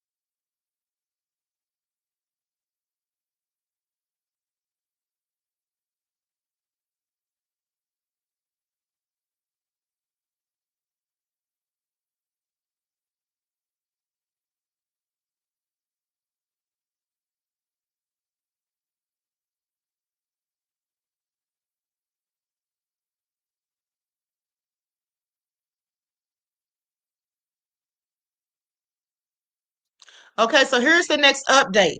Okay, so Shapiro says Mr. Combs should be acquitted of the Mann Act counts. Thank you. The AUSA says the purpose of the Mann Act has no impact on First Amendment activities. The arguments about DOJ policy, those are been argued before. Okay, those have been argued before there was a motion to dismiss, denied. Okay, so then AUSA says they claim there should be no concern about secondary effects because it was behind closed doors. But that's the point. Ms. Ventura was being punched and kicked. The defendant has the burden to show that the evidence was not sufficient. They can't do it. Well, they're trying to say they can't prove that the evidence was insufficient. That's what the feds are saying. Okay, Nicole said the judge is taking it personal. Okay, Kane says, for clarity, none of the males call themselves prostitutes or escorts, so the judge's argument is moot. And beloved, you're absolutely right, and that's exactly what the defense is trying to show. That's exactly what the defense is saying, beloved. They're saying these people didn't call themselves prostitutes, and Cassie and Jane Doe didn't call themselves prostitutes, and the Mann Act is about prostitution and taking people across state lines to engage in prostitution. But if there is no prostitution, because the males didn't call themselves that, and the women didn't call themselves that, and Mr. Combs wasn't paying for sex with a prostitute, because Mr. Combs was into voyeurism and was simply sitting there watching. Your Honor, this should be thrown out. And it should. It absolutely should be thrown out. These are just the facts. Mel said the video of him hitting Cassie sealed the deal. Well, that's what the prosecution was hoping for. That's why they used that video. But in all actuality, that video, though it was heinous, absolutely, it's not what he was charged for.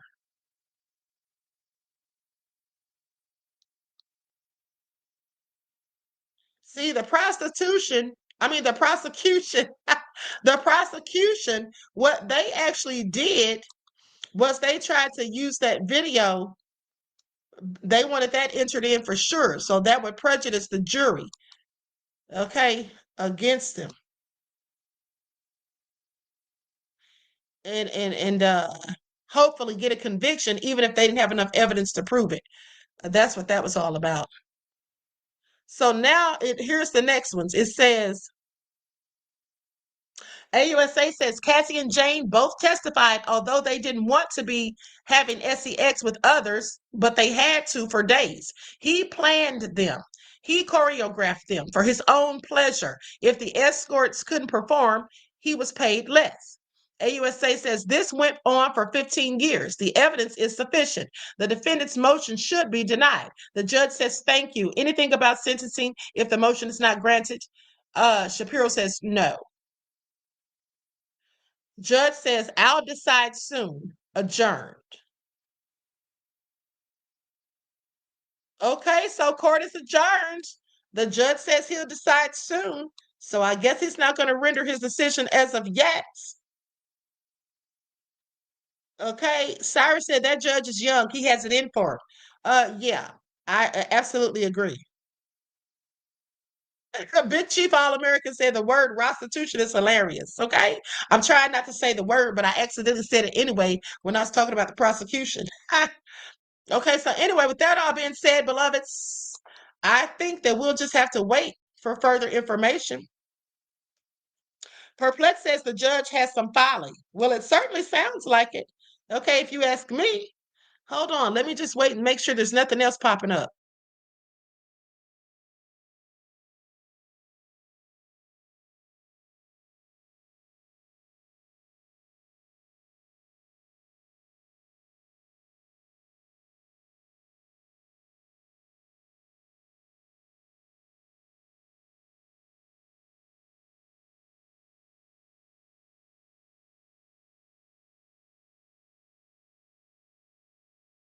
I think that's just about it. So I'm going to go ahead and conclude the broadcast, beloved. Okay. Now, when the judge does render his decision, I'll be back to report on that. Okay. I'll be back to report on that at the end of the day and whatever else is trending. We got to see what Trump's all into. Okay. So hold on. DJ Big Six said, what's folly? Folly is like something nonsensical, something foolish. Okay. Doesn't make sense. That's what it is. All right. Just BS, basically. That's what it is, beloved. All right. So anyway, with that all being said, Amy says Heidi Fleiss has a brothel in Las Vegas. Bet she does, honey. We know what she was doing back in the day, right? Now she has a brothel in Las Vegas, so she still's getting her coins. Shout out to her, honey. You got to get it how you live, I guess. Anyway, with that all being said, I love you all to life. I hope you all enjoy the rest of this beautiful day. I will see you all back around 6:30. All right. Maybe earlier. It just depends on when the judge renders that decision. But well, you know, yeah, I'll probably come back as soon as I find out that he's rendered that decision. And hopefully it won't be before 6:30, okay? Or 6 o'clock. So check the channel at between 6 and 6:30 if you don't get a notification. All right, still be sure to check the channel. I'm very anxious to see how this is going to turn out. I don't think the judge is going to go for it. I don't think the judge wants to ever let Diddy out, let alone today. That's just my opinion. Okay? But nonetheless, he said he'll make his decision shortly. All right. He says, I'll decide soon.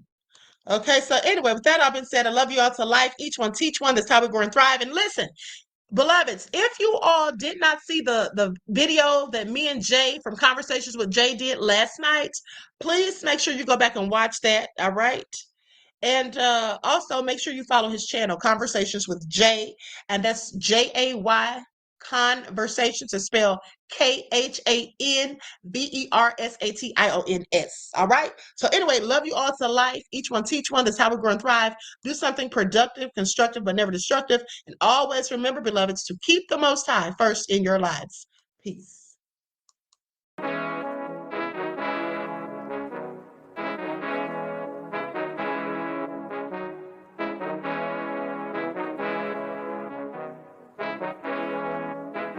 Yo, Nick, hit him with that flavor. Gold all in my skin, God all in my blood. Kings all in my circle, you touch one of mine and you're done. They show no love for the queen, why you hating on me? Is it cause I'm free and I got Malcolm X in my jeans? I got dreams like King Luther, shed blood like Kunta. You ain't helping my people, I ain't got nothing to say to ya. I want all the smoke like hookah. Talking reparations, America won't be great until they give us compensation. I'm like, I'm the hottest right now. See a bunch of lames out here trying to jock on my style. They be doing too much. I'm the queen, it's too easy. It's like they all at Popeyes, how they be talking so greasy. I just sit back and laugh while these haters get madder. So nefarious how they don't want my pockets with cheddar. I tell them they can do better. These snakes in the grass can leave a bite on your ass, cause y'all be trusting too fast. I got my foot on the gas, other one on they necks. Dropping receipts on haters, you better show some respect. I'm never facing regrets, we only facing the threats. Running through every challenge like a relay, break no sweat. It's a cold game, so I got that blanket with me. Now that my people awaken, ain't no going to sleep. I do not play by my piece, this time I'm playing for keeps. You talking slick, but when I see you like them ends, we gon' meet. And I got gold all in my skin, God all in my blood. Kings all in my circle, you touch one of mine and you done. They show no love for the queen, why they hating on me? Is it cause I'm free and I got Malcolm X in my jeans and I got gold all in my skin, God all in my blood. Kings all in my circle, you touch one of mine and you done. They show no love for the queen, why they hating